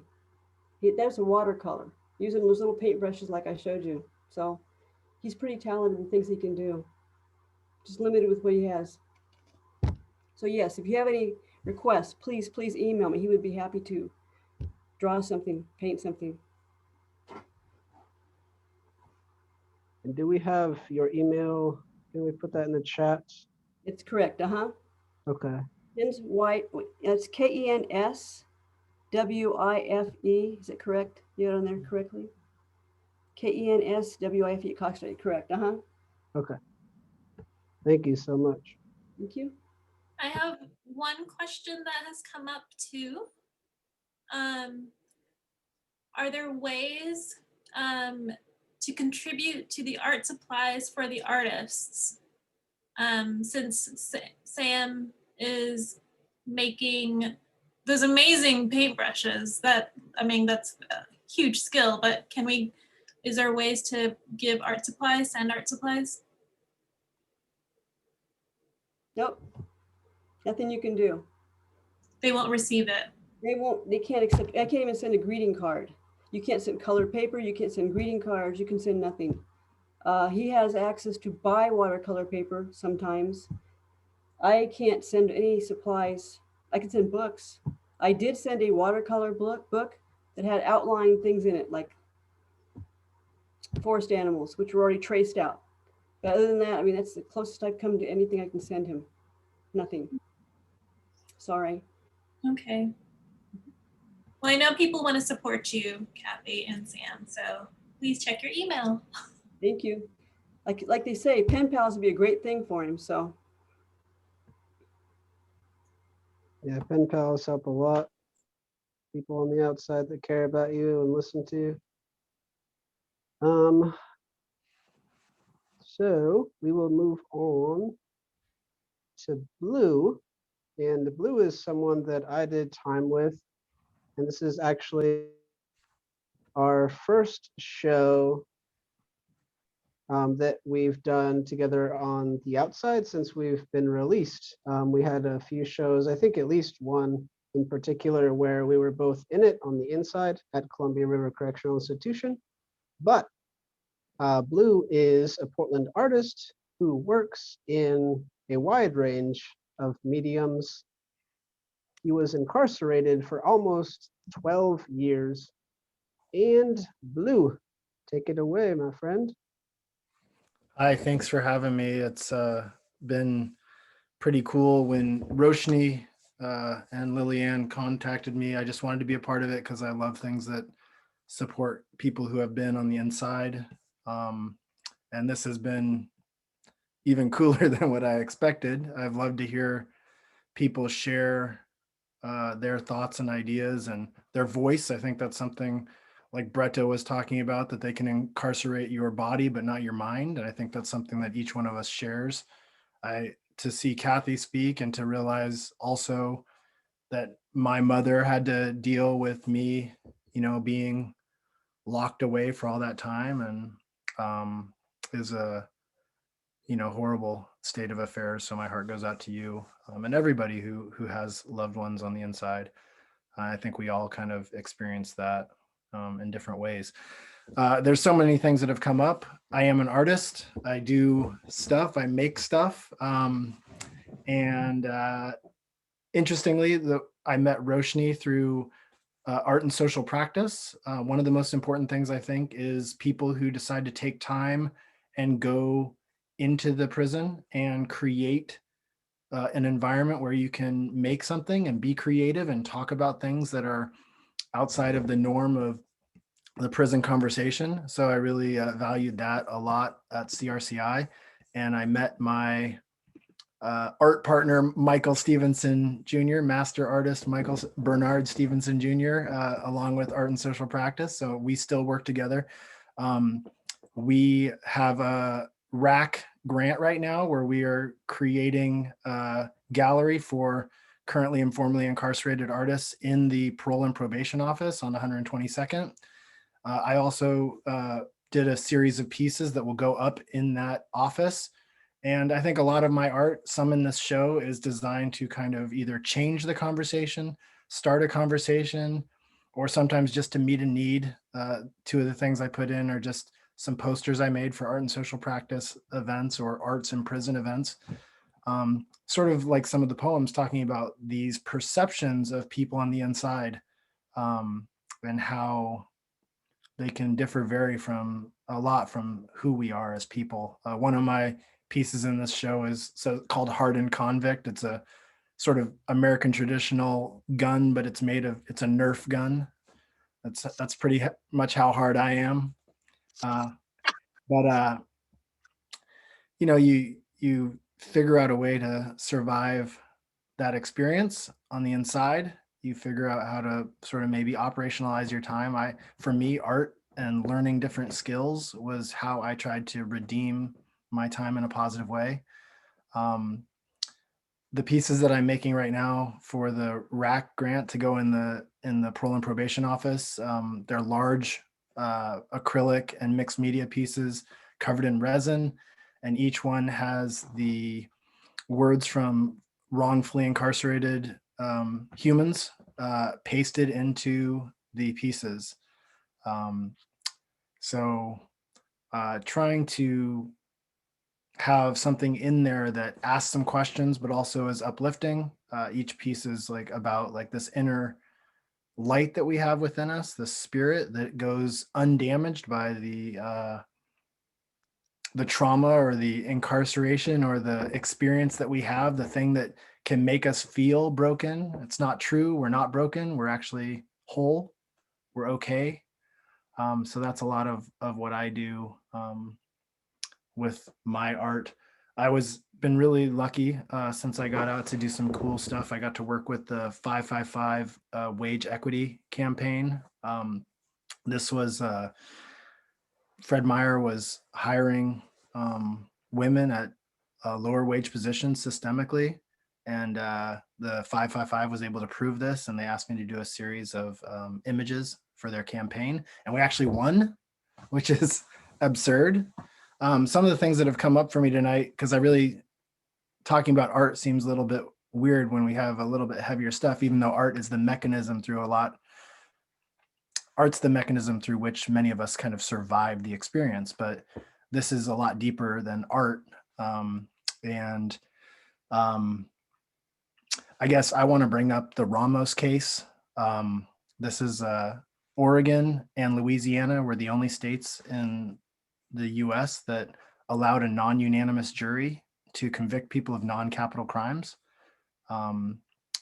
If any of you want to get involved in this fight, it's currently happening because the United States Supreme Court deemed this thing that happened in the 30s and came from xenophobia and anti-Semitism, racism. In Louisiana, it was Jim Crow, to marginalize and take away the voice of minorities. So Oregon is now, it's been deemed that this practice was unconstitutional, and whether it applies to people who have already gone through the system and had a non-unanimous jury is up for debate. And so getting in touch with Ellen Rosenblum, who could actually just say all the people who are already through, who've already served all their time, overturn those sentences that can cause us to continue to be marginalized.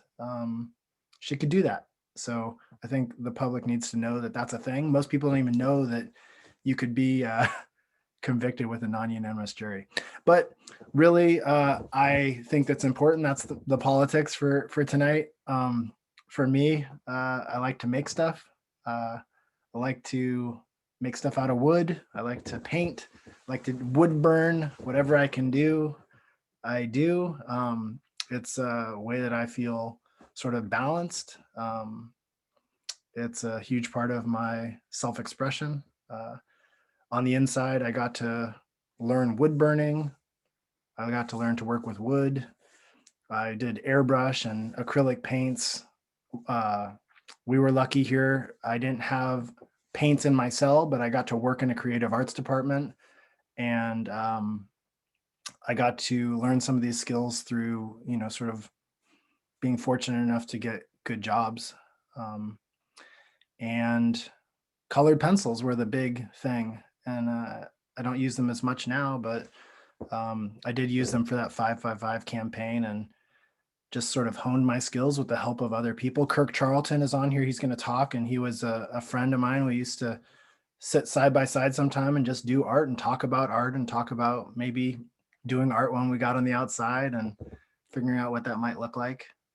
So I guess that's it for me.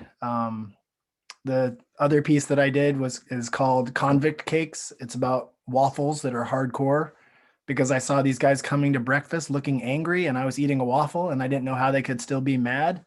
And I just thought,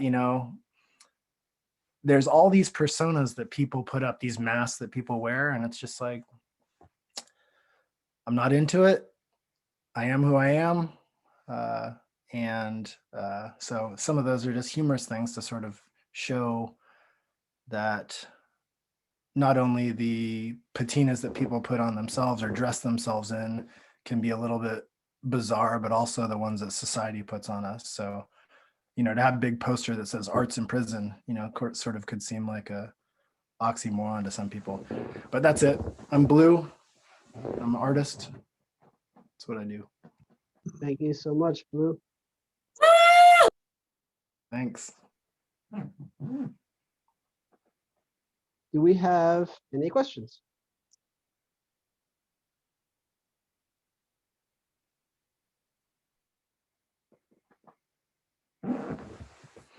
Just a comment, Blue. No, I'm just kidding. What's that? Just a comment, Blue is an amazing guy. Thanks, buddy.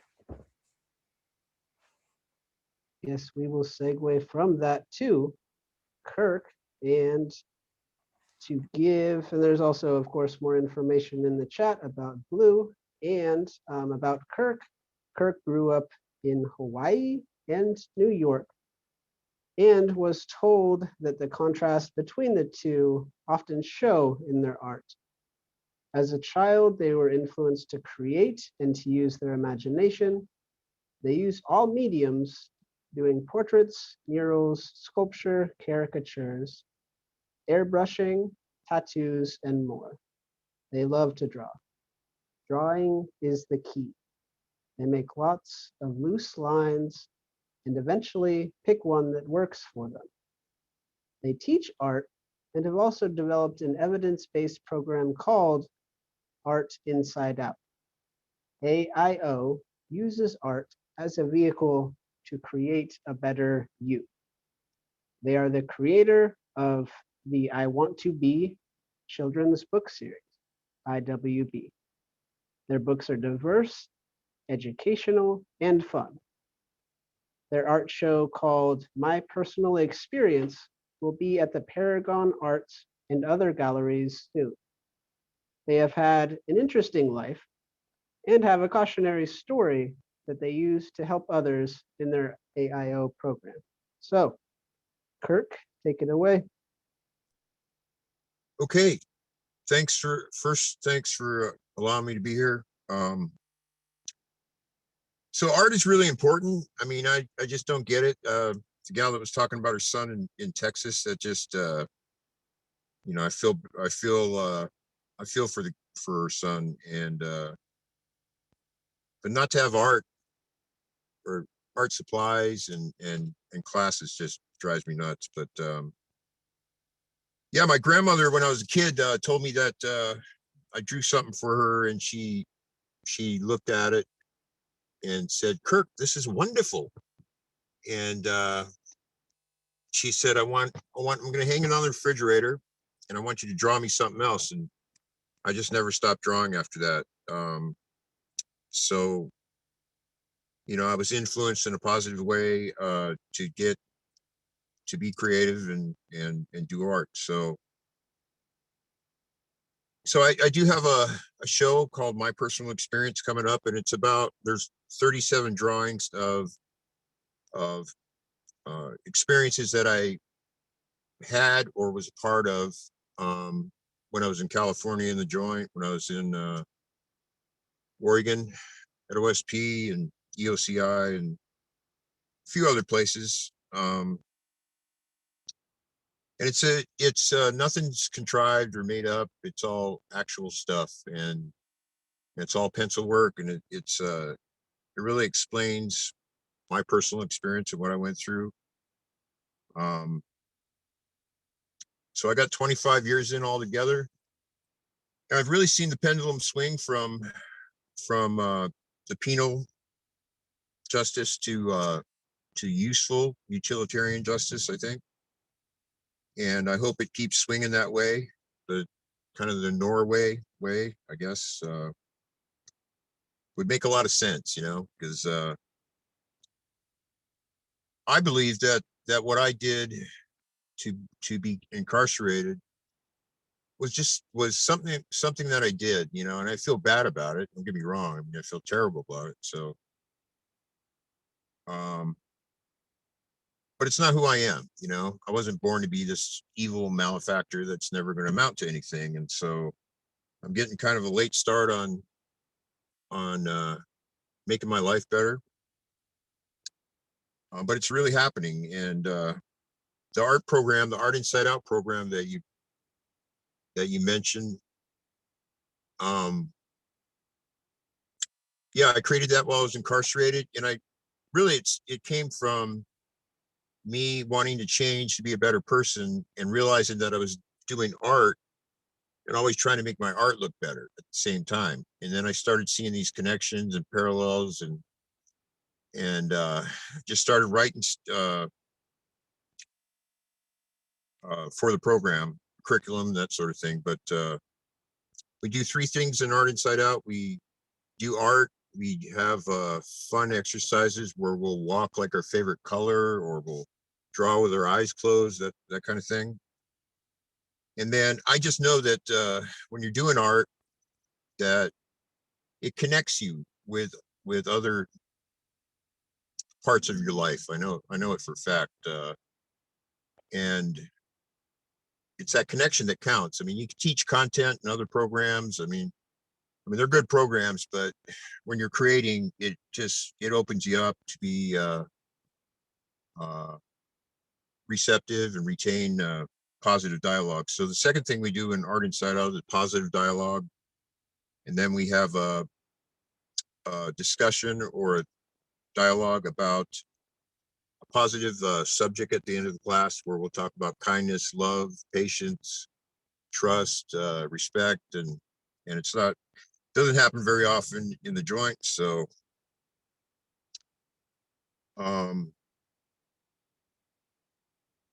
yeah, and the piece that I put in Blue's show coming up, or you know, I've always been really, really hard on myself, and particularly with my daughter. I'm not going to get emotional here, but yeah, I just really ruminate over and over again about my family and my kid. And yeah, so, but it's, you know, I'm a lot better now because I'm doing really good. I really am. And I'm clean and sober. I got some medical issues going on, but yeah, things are good. So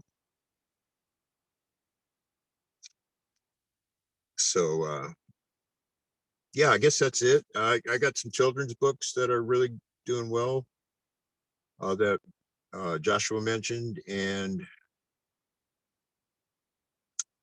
yeah, that's it. Thank you very much. Thank you so Aloha. much, Kirk. Do we have questions for Kirk?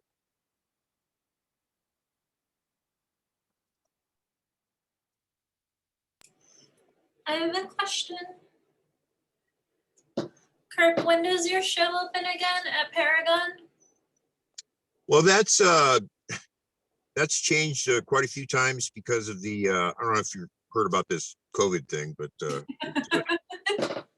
really Yes. it's really put off a couple shows actually. That Blue, I got to give credit to Blue for helping me. But I think that, you know, if you look at the glass half full instead of empty, I think they're going to be even more profound. I think they're going to be even more. It's going to be a better show. So I hope so. So Yeah. Thank you. great. Yeah. Thanks. I wanted to shout out Kirk and Blue, lovely artworks, and also the work that they do, kind of like facilitating larger networks of guys who are like needing help and getting different art opportunities. So like, yeah, just big up to both of them as like really doing the most with the least.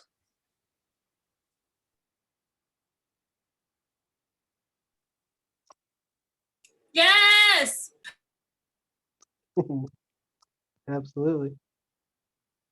So I did want to check in a little bit. It is 8:14. We have about 16 minutes until Jerome is supposed to be able to call in from prison.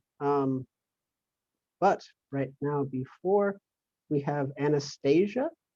Anastasia is an artist, activist, and PhD student in ethnic studies at University of California, Riverside. She blends her knowledge and artistic expressions in her work and contributes her time and talents to numerous charitable, activist, and outreach causes. She is a founding member of the Indiana Women's Prison History Project, a research team engaged in rewriting the history of women's prisons and institutions.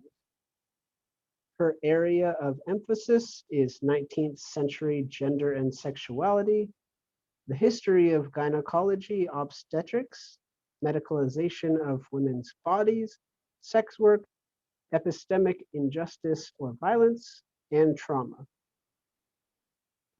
She also works in collaboration with Abolition Journal Collective, IDOC Watch Anarchist Collective, the Lumina Foundation, the National Council of Incarcerated and Formerly Incarcerated Women and Girls, Constructing Our Future, Focus Reentry Initiative, Silent Cry Incorporated, Underground Scholars, and Memento Mori Paranormal History Hunters. So, with that immense amount of work, may I present to you Anastasia. Hi, I am so completely honored to be here tonight. I bring light and love to all those living and all those on the other side who are joining us this evening, and even those who are not. My mind is reeling from everything I've heard thus far. There's so many things I'd like to comment on and say. I served 18 and a half years of a 55-year sentence. To my knowledge, I am the first woman in modern times to win a federal habeas corpus for a wrongful conviction against all odds. I do want to say, though, that all convictions are wrongful convictions. And Kathy, I want to encourage you and your son, Sam, to continue fighting. One thing that was very crucial in my case to keep pushing it forward and finally get me released, what's known as participatory defense. So innumerable people who supported me and my life and my work and believed in me band together and wrote infinite letters to legislators, to judges, to prosecutors, to the media on my behalf, imploring them to release me after all of the mass injustices that happened in my case. So I want you and your son, Sam, to absolutely never give up hope, no matter what they tell you, no matter how many times they say no. Keep pushing, keep fighting, and you find every supporter you can garner for your son, Sam, to get on that bandwagon and help you fight for his release. Because this shouldn't have happened, but here I am. I'm doing a mass amount of things, but I also want to give a shout out to Maria. Your work is so important in trauma-informed care and dealing with communities with emotional disability and mental illness issues. I'm a trauma survivor, survivor of domestic violence and sexual abuse. What I tell people today, though, the things that happened to me in the system were far more horrific and far more violent than any interpersonal violence I had experienced prior. I now work at the forefront with several organizations and independently as a researcher on what we are calling post-traumatic prison disorder. It's a real disorder, it's a real problem, and it is different in many ways than other trauma disorders, and it specifically stems from violence, harm, and trauma from the carceral state. So anyone who is listening, if you have formerly incarcerated loved ones in your life, or you are formerly incarcerated and you are experiencing any type of difficulties because of that incarceration, I implore you to get on with us and fight to have this recognized and acknowledged and make real strides forward for that to happen. That being said, I am a trauma counselor myself now. I work with other women who have had trauma, both systemically and interpersonally. I do not charge for the work I do, so the art that I put out in the world, I do on a donation scale to help assist me in that work, because I will never turn away a woman in crisis because she cannot afford it. I believe in community-based individual support outside of the system, because the system will only continue to inflict more violence and more trauma, and it's non-effective. So I work in solidarity with people and communities and women who are about helping other women, and particularly the LGBTQ community. I am a cisgender femme woman, queer lesbian, and our treks through the carceral system can be quite difficult, as anyone of that community is aware. So some of the work I will be reading tonight is reflective of the traumas and the memories and the experiences while incarcerated and having a loving relationship while inside. This is one of the fallacies, is that you're not human and you're not capable of relationships and you are not capable of love. And of course, any of us that have done time, we know what a lie that is.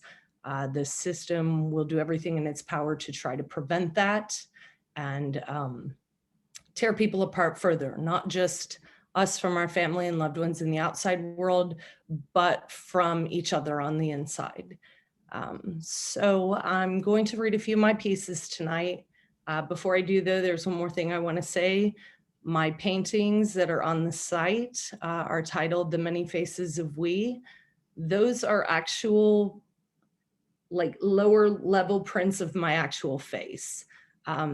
It was a self-exploration process that I was working on. Art, as so many people have said here tonight, was absolutely imperative to my survival on the inside. And it has been absolutely imperative to my healing and recovery on the outside.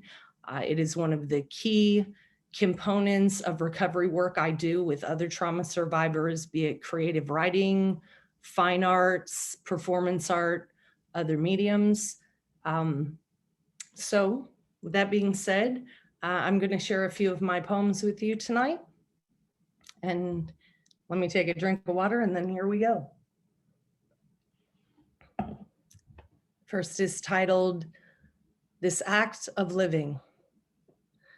The porcelain toilet of communal policy acts in best kept secrets among achievement. This act is so against the law's perfect work. It's complex identity conduct on I am. Even though we're triggered beyond the actual without the trigger, there's space. Crawling surveillance invoked in my face, alarm and lock my mind. Censor authorities being alerted.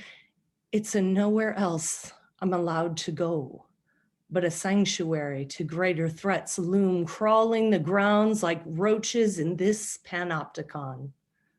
What keeps us alive? Living beyond futurism? Let's chat about that. Etching out and declaring something in symbols could be considered a curse if we want to slant evil as live spelled backwards.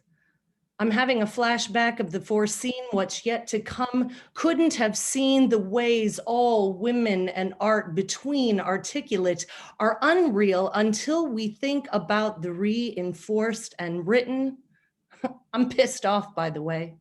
Lies of evil women with a bloodlust perplexed didn't exist in other religions chronically depicted as Black or red entities. Religion has racialized so-called evil. Enslaved solely for color of feelings or ideas, such things invoke meaning, regardless of hegemonic demigod, demonic fallacy. Beauty is always there, against the law. We are, I am.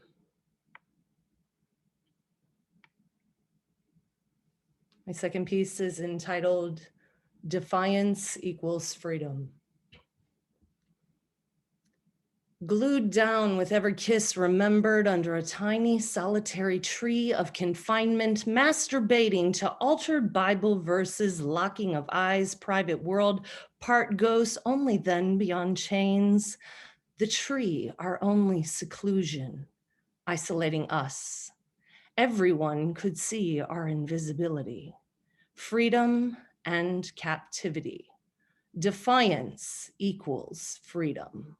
Love was sanctioned across the yard, seductive lovers sitting together, drowning in addictions to creation and destruction, one flesh melding together in unmendable evidence, matching, searching through her caress, living to know her through our soul touch, love making nothing but time.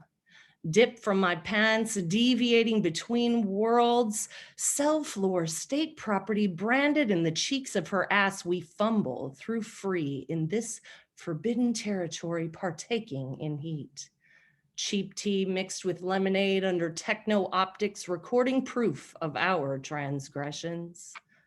Skin that shares a cup like a moth to a flame of brokenness, glued down in forbidden sex. We share cake made with the lost and the discarded, her seductive edge, my gooey ire, desire and smutty eyes mixed with these death ingredients doing time. We are chipped away from passion, too strong to contain. We went skydiving through ghost teeth marks, literature, skin, mouth, perfection, rushing illegal wounds of existence, speaking, loving, living, moaning, screaming, caressing temptation during our fallen short suicides in orgasmic climbing to jump into warehouse nothing but time lovers, whole and holy grounds for punishment, suspension of bliss, compound dehumanization, handcuffs, punished, separated by a tiny window, bars and barbed wire concrete strewn across opposite ends of a different purgatory of torturous time. Despite again and again locked up, locked out, locked away, we are nonetheless open now, free in the love they claimed wasn't real. My third piece is entitled Love Letters. On the page, we are creation, even when we must live in words. Freedom in the letter.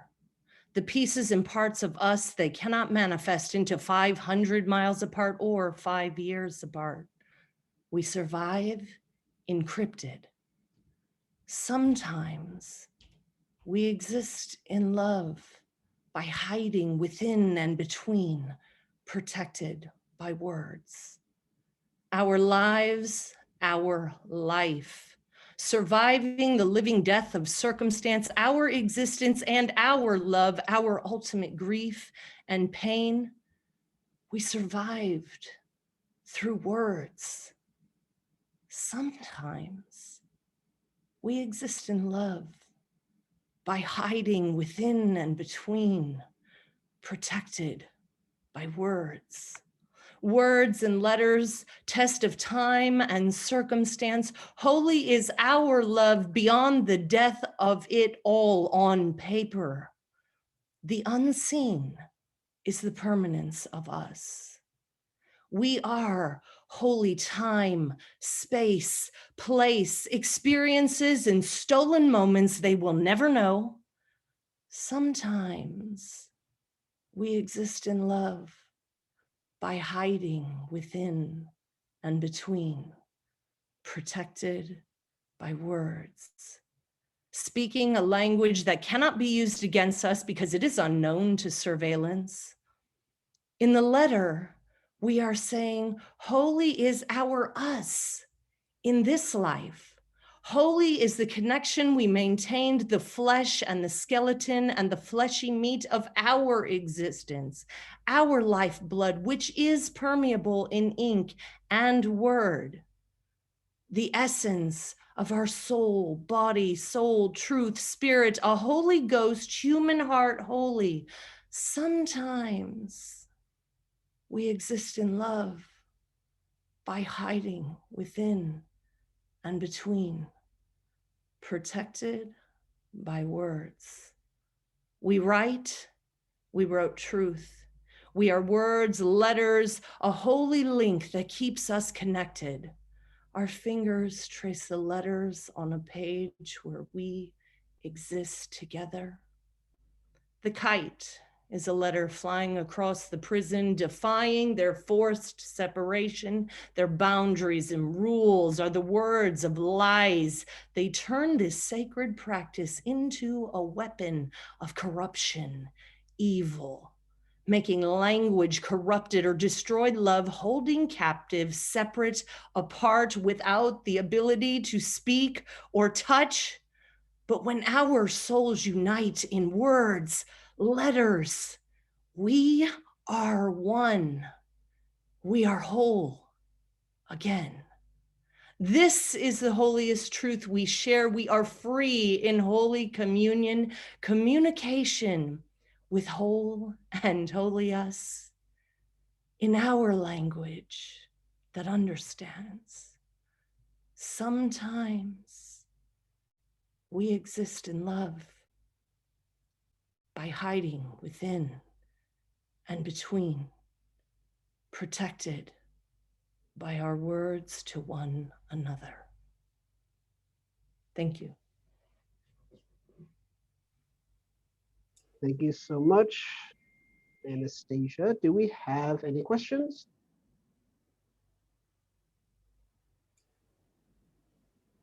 That was amazing, Anastasia. Thank you. Yeah, that was incredible. And I also want to clarify that Jerome is on now, and you can support Anastasia using the chat. There's information there. I know we didn't give a lot of time for questions, but we might have to do it after Jerome since Jerome has such a small window. So without further ado, Jerome has been incarcerated with a life without the possibility of parole sentence since 1994. Jerome and his attorney have been working on a commutation petition in the hope that Governor Brown might change his sentence so that he can seek parole and a release. Restorative is new series of paintings inspired by both Jerome's experiences in restorative justice classes and his deep dive into his past while working on his commutation petition. Jerome has been featured in several Oregon art shows over the years. So without further ado, Jerome, take it away. Hello, how you doing? I guess I'm gonna talk about my art. I'm on a video visit from prison, so this series was done after a restorative justice class that we were doing at Snake River, and it brought up a lot of feelings and emotions. I don't know if you guys can hear me or not, but it brought up a lot of feelings and emotions. So what we did was we would talk a lot in the class about what we've been through and how we need to take responsibility for what we did wrong and how we can move past it. And that's where this series came from. And my style of art, I started drawing, graffiti when I was a kid, but I got into, after spending so much time in the hole from when I was young, I got into a lot of artists like Salvador Dali and anybody my sister would send me books on that I would read about. So a lot of my style, if you look at it, is like abstract with the little, I try to put realism in there, but I used coffee and juice packets because that's all I had in the hole. So that's what this series was originally about, was the restorative justice class. And it goes from my feelings of being abandoned all the way to freedom. There's 5 of them in it. And I don't know, it's just my journey and what I used to try to dig from inside myself to not necessarily just getting free, but getting free mentally from my past and what I've been through these 20-something years in prison since I was 19 years old. And I feel like it helps me. For me, art pushes me past being able to deal with things. I feel like if I put it down on paper and I represent it in a way, maybe somebody else can understand it. So I can go through them now if you want. The first one, abandoned, that picture, whenever there's a question mark on it, it represents me pretty much. So the little boy that represents me, it's not an exact picture of me, but a lot of my young childhood, I was in foster homes and things like that. So that picture is from, my mom was a heroin addict, and we got taken from her. She got us back by being in the treatment center. And so we talked about that in restorative justice. And so the first one, abandoned, is just me and the things around it, the squares. I used symbolic squares around me to show what I was going through at the time. So there's like a hypodermic needle because my mom was a heroin addict and things like that. Then the next one is called Rabbit. That's the one where you see it's got an oranges. Those are juice packets and things on it that I use to paint it with, which is kind of strange, but I like being creative with my stuff. So the next one, that's a picture of me, my sister, and my little brother when my mom got in a treatment center. And so I kind of abstracted out. If you notice in the beginning pictures, there's cracks and everything. And then as it goes further, there's fewer and fewer cracks all the way to the freedom one where there's almost no cracks at all, because I've realized that, I got to be free within myself before I can be free, really. The third one was called Alchemy. That's the one where it's a lot of red, and I was a gang member. I was a blood, and that took over my life for a long time, especially my early years in prison. So what I draw there is like alchemy. Somebody that's a picture of me with the question mark on it, and the negative thoughts that were going into my head, everything, because I grew up a square, so I had to turn myself into a gang member in order to fit in with the people that I was being around. So that's what that picture represents, is that process of me turning myself into a gang member in order to fit in with the group that I wanted to be with, right? So that one holds a really strong pull for me. It looks negative, but there's a positive, because I realized that changing can go both ways. I could change. I turned myself into a gang member, and that's when I realized I could turn myself into anything I wanted. That's what leads to the next one. The next one, Reasons. That's really about my son, because that was the first reason I realized that for a change, right? So I had to find something that was bigger than me to make a change. I don't know if that's true for a lot of people, but that's what's true for me. In order for me to change, I had to find something bigger than myself. And for a big part of my life, not until I saw my son and saw something that I cared about more than myself, that was an amazing reason to change. I added other things in there. There's a Salvador Dali melting clock. There's things in there because art was another reason to change. Books I had read. I started reading a lot more because I did a lot of time in the hole in my early years for trying to escape and a lot of different things. But the last one was the bird. The bird also represents me. Anytime you see the question mark and so that alphabet, there's an alphabet that goes with everything. You'll see like strange hieroglyphic letters because I started as a graffiti artist, so I used an alphabet. And the last one, the bird is trying to be free. The bird is trying to be free, and he's trying to move on. So I put symbolic things around it that symbolize me trying to be free. And I used less coffee on that one because I wanted it to be more clear. There's what you see on those pictures is coffee and juice packets. It starts out with the pen. I structure it all with the pen, but then I use coffee and juice packets to kind of like abstract it out and give it a little more emotion. I feel like the abstract part of it gives it a lot more emotion.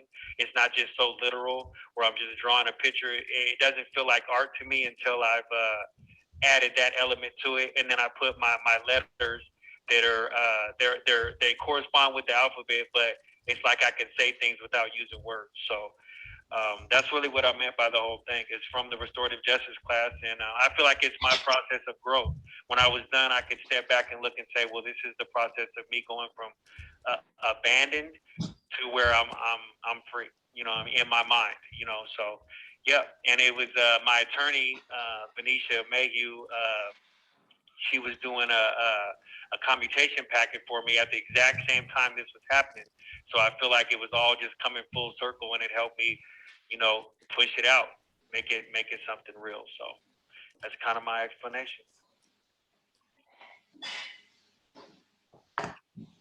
This is easily one of the coolest events I've ever been on because you're able to join. So I just this is awesome, man. But I really, thank you. I can't see you, but thank you. Yeah, no doubt. Yes, I really appreciate it. Does anyone have any questions for Jerome?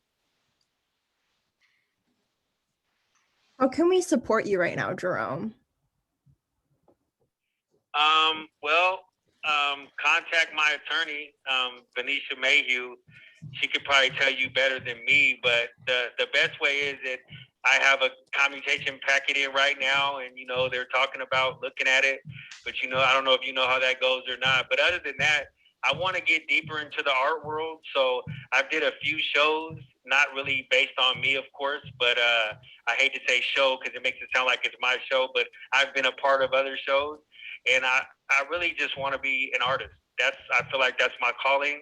I feel like that's how I can push art to make some type of change. So if there's anybody out there that needs me to help them with any type of art or anything like that, I'm here to do that. You know what I'm saying? I will have my own style, of course, or whatever, but I'm willing to help in any way I can to give back. So it's pretty much the best way to help me is that.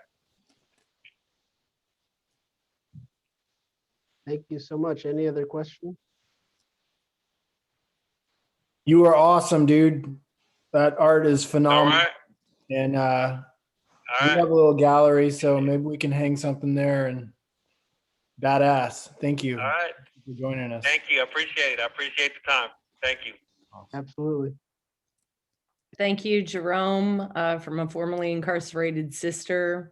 Keep your head up, stay strong. You're not trying to be an artist. Jerome, you are an artist.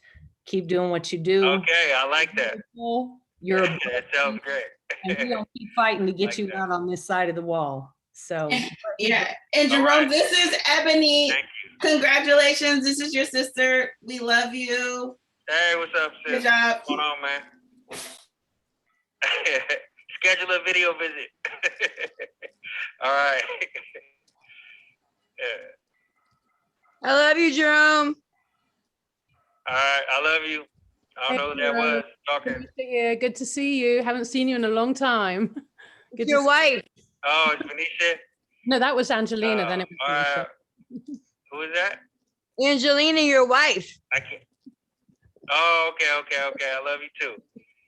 Hey, that's good. I'm glad you guys showed up for this. I appreciate that. We appreciate you showing up, man. Yeah, absolutely. Hey, it got me out of my little box, and I'm here now. I'm glad you guys like the art, man. This series meant a lot for me, man. So And we'll do our best, man. Hi, Jerome. Can you hear me? yeah, hello. This Yeah. is Courtney. It's been a long time, but I just want to say Danny and I are on here to support you. Oh, my buddy Danny. What's up, man? All right, I was wondering. So, all right. Okay. Hi. Good to see you. All right, thank you. Uh-huh. You're welcome. All right.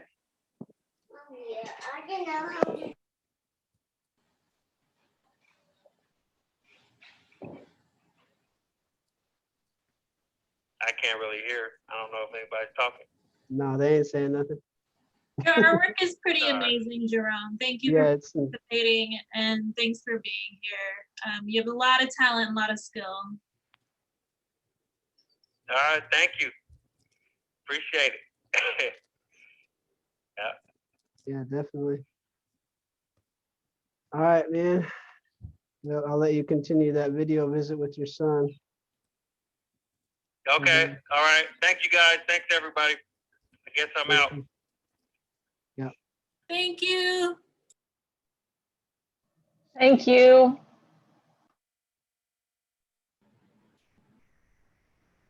So, moving on from that, if we can,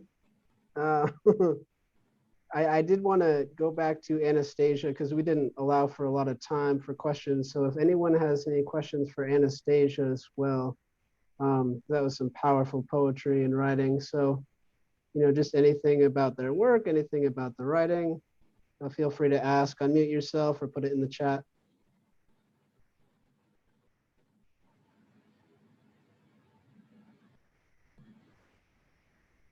So I have a question. Anastasia, thank you for sharing your story, and your poetry was so your word was so powerful and insightful, and I just could feel the emotion. So thank you for sharing. You talked a lot about trauma, and I know that you also are trauma survivor, and you also work, and I love giving the real descriptor and meaning of, recognizing the trauma as a result of, being incarcerated and what that does and how that harms and impacts an individual. What advice or recommendations do you have in terms of, I know there's all these different types of services and counseling and mental health, but it still tends to be ineffective. So from your perspective, what is the secret? How do we start to get to real healing? You're absolutely correct. Some of my trauma actually comes through the medical community. That's part of why my areas of research are on medical experimentation of human beings. I'm a survivor of that as well. the mental health community and psychiatry and all of that kind of thing did some serious harm to me. So it's been an ongoing battle for me to be able to find trust in any type of authority figure, because those were the people who inflicted the most harm. So what I know is absolutely imperative now is support of family, friends, loved ones, community. When you have a person who is dealing with trauma or has been in crisis, that support is absolutely crucial. And in my opinion, it is absolutely crucial to leave the state and modern medicine and modern psychiatry as we know it actually out of the equation, because that compounds the problem. So it's about having a supportive and a loving environment. For me and the women that I've worked with for years now, the beginning of my own process of healing dealt a lot with kind of charting and mapping and tracking myself. You know, what was I experiencing? What was I thinking? What was I feeling? When, why, and how? You know, so I was taking like this fearless inventory every day. What am I eating? How much am I sleeping? Who said what? What thing made me feel what way? You know, and what happened was, as I was writing this down day in and day out, I began to see patterns, and I began to understand where my own triggers were coming from, which started to surface past traumatization, past victimization, these kind of things, some of which goes very much repressed when you're a trauma survivor. It is not uncommon for us to completely black out specific instances in our lives because they were entirely too horrific for the mind to have processed and dealt with. And so if we want to use technical terms, that's known as dissociative episode, where you kind of remove yourself from yourself in order to survive the moment. The problem is that some of that remains repressed and it doesn't surface. And when you start to see it is when something triggers you. And then these things surface again. So I would say working with whoever to help them start coming into awareness of themselves.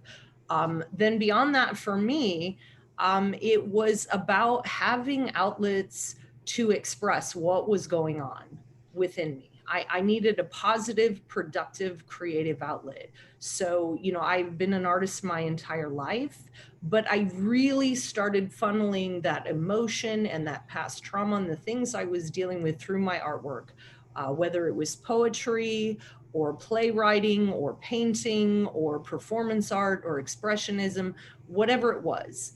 And one of the things I did inside was I started to build new groups inside for other women. And here is what I have told every single person who has joined my table to work with me: you are an artist, whether you think you are or not. I mean, my rule was there are no rules. If your pen is moving across the paper, you are a writer. If you are putting paint on a page, you are a painter. So it's allowing somebody this space to freely express however that's going to look for them. And that's been imperative. You know, part of this too is we stay in such regimented boxes of rules and conformity and what's acceptable and what's unacceptable. And when you pull that out of the equation and you allow a person space, safe, sacred space to express whatever they need to express, how they need to do it, it makes all the difference. So it's having that supportive, loving community. Another thing for me, and somebody else here tonight has said it, I think more than one person, personally, spirituality is a huge component for me. And again, I would emphasize with people, that's what that looks like for an individual. So it's not necessarily about a prescribed religion. It's about finding that connection, that intimate core essence of who we are beyond the flesh and how we see that connection to the rest of life and the universe and the world, and allowing that connection of something deeper. You know, I say all the time about myself and with people that I work with, we're spirits having a human experience. So when you begin to understand that you are a piece of that divine creation, it is easier to begin to shed these layers of the labels and the trauma and the things that people tell us that are wrong. I have not met a person alive who hasn't made a mistake. We make mistakes as part of being human, but we are not mistakes. You are not a mistake. What some of the behavior some of us have done, yes, certainly these things were mistakes, but we are not a mistake. So it's getting people to understand the difference between that too, because we absolutely come from a system that wants you to believe that you are flawed, that something is inherently wrong with you. And what I tell people and I teach people in the work I do, there's absolutely nothing wrong with you. Now, there may be some things that you've done in your life that we need to amend or change, but you, the core of you, there is nothing wrong. And so we work from there. So it's support, you know, and knowing, like I know you said your brother is incarcerated, find the things that give him hope and passion and strength and feed that however you can. Search out people that are like-minded in those areas and get those people to him, whether it's through letters or phone calls or whatever it takes. Find that like mind, that like connection, you know, so whatever little tiny things you can do for the person inside, you know, and Kathy, I speak to you too. I know how difficult it is not being able to get art supplies and work, but any tiny thing you can do that you can be putting in. Letters are absolutely imperative. It's a lifeline. It is an absolute lifeline. So if there's anyone out there listening tonight too that would like to write to some of these people who have been represented tonight, please do so. That is literally the difference between life and death for some people. Black and Pink, huge shout out to you. Organizations that really keep the outside world tied with inside people and allowing their voices and their work and their thoughts and their feelings to become out into the world and public. This is how we change the dominant narrative. You know, as another speaker said tonight, the world wants us to look at incarcerated and formerly incarcerated people as monsters, as vicious, as inhuman, as immoral, and all these other things. It's a fallacy. But they need to keep telling that story in order to keep the systemic violence going, the systemic racism and sexism and all of these things. So we must constantly counter that narrative with truth and reality.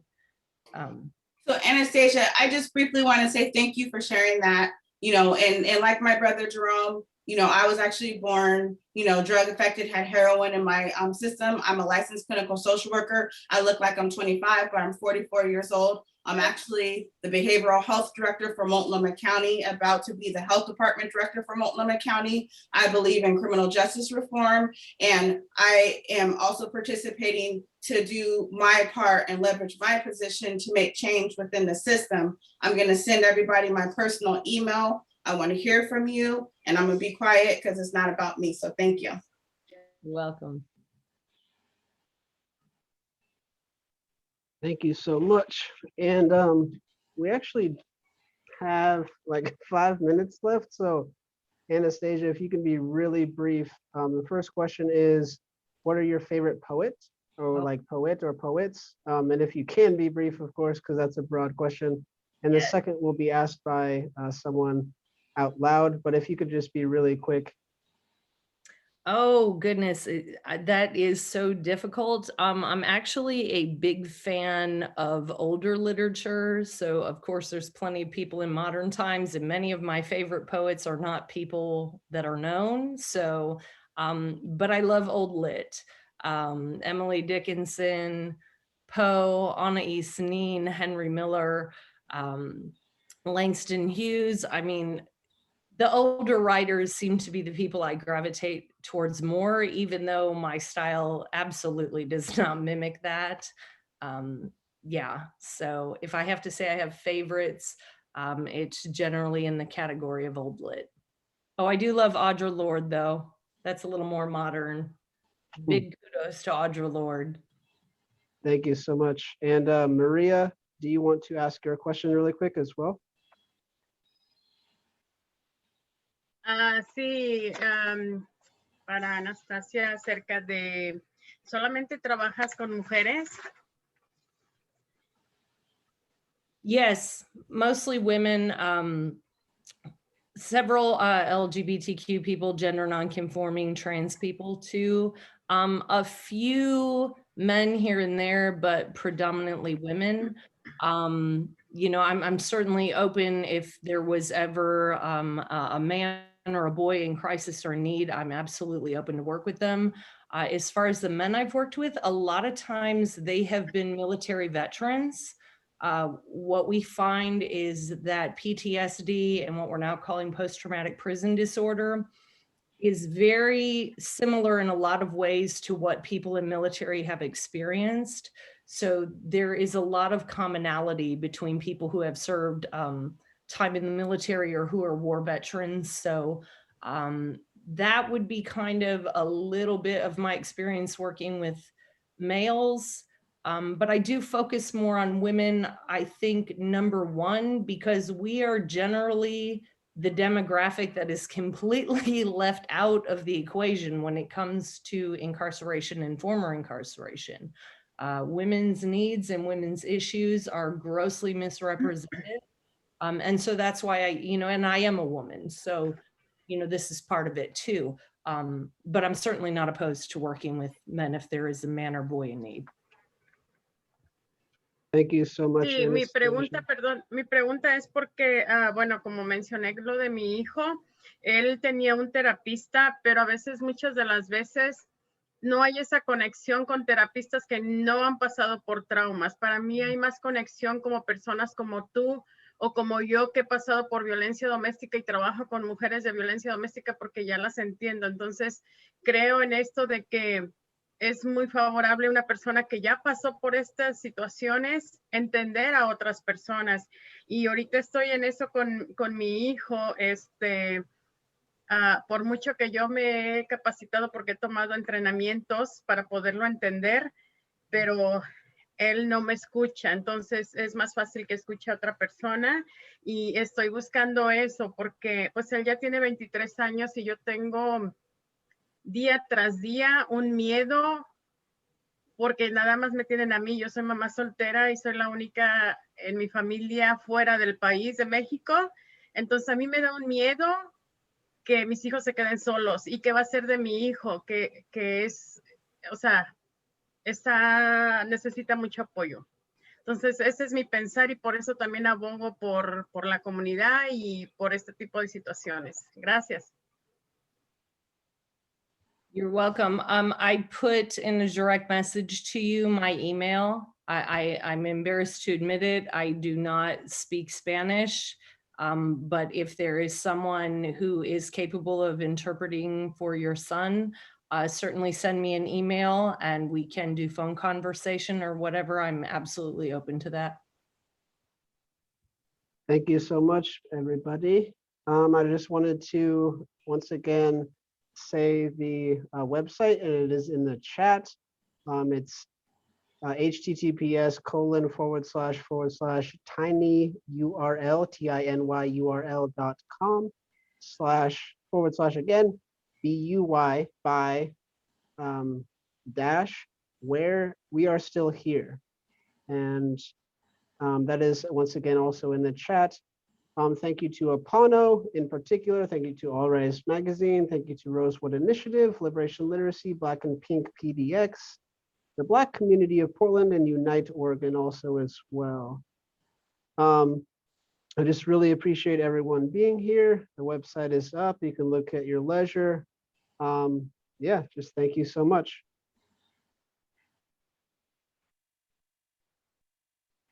Woo! Thank you. Woo! Thank you so much. Thank you, everybody. Mucho gusto. Thank you all.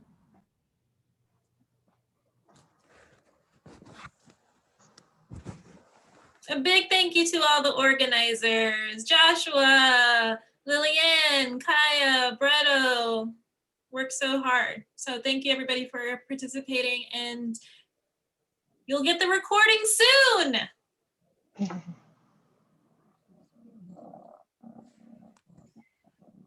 doing what you saying, doing twice. Like the pink face.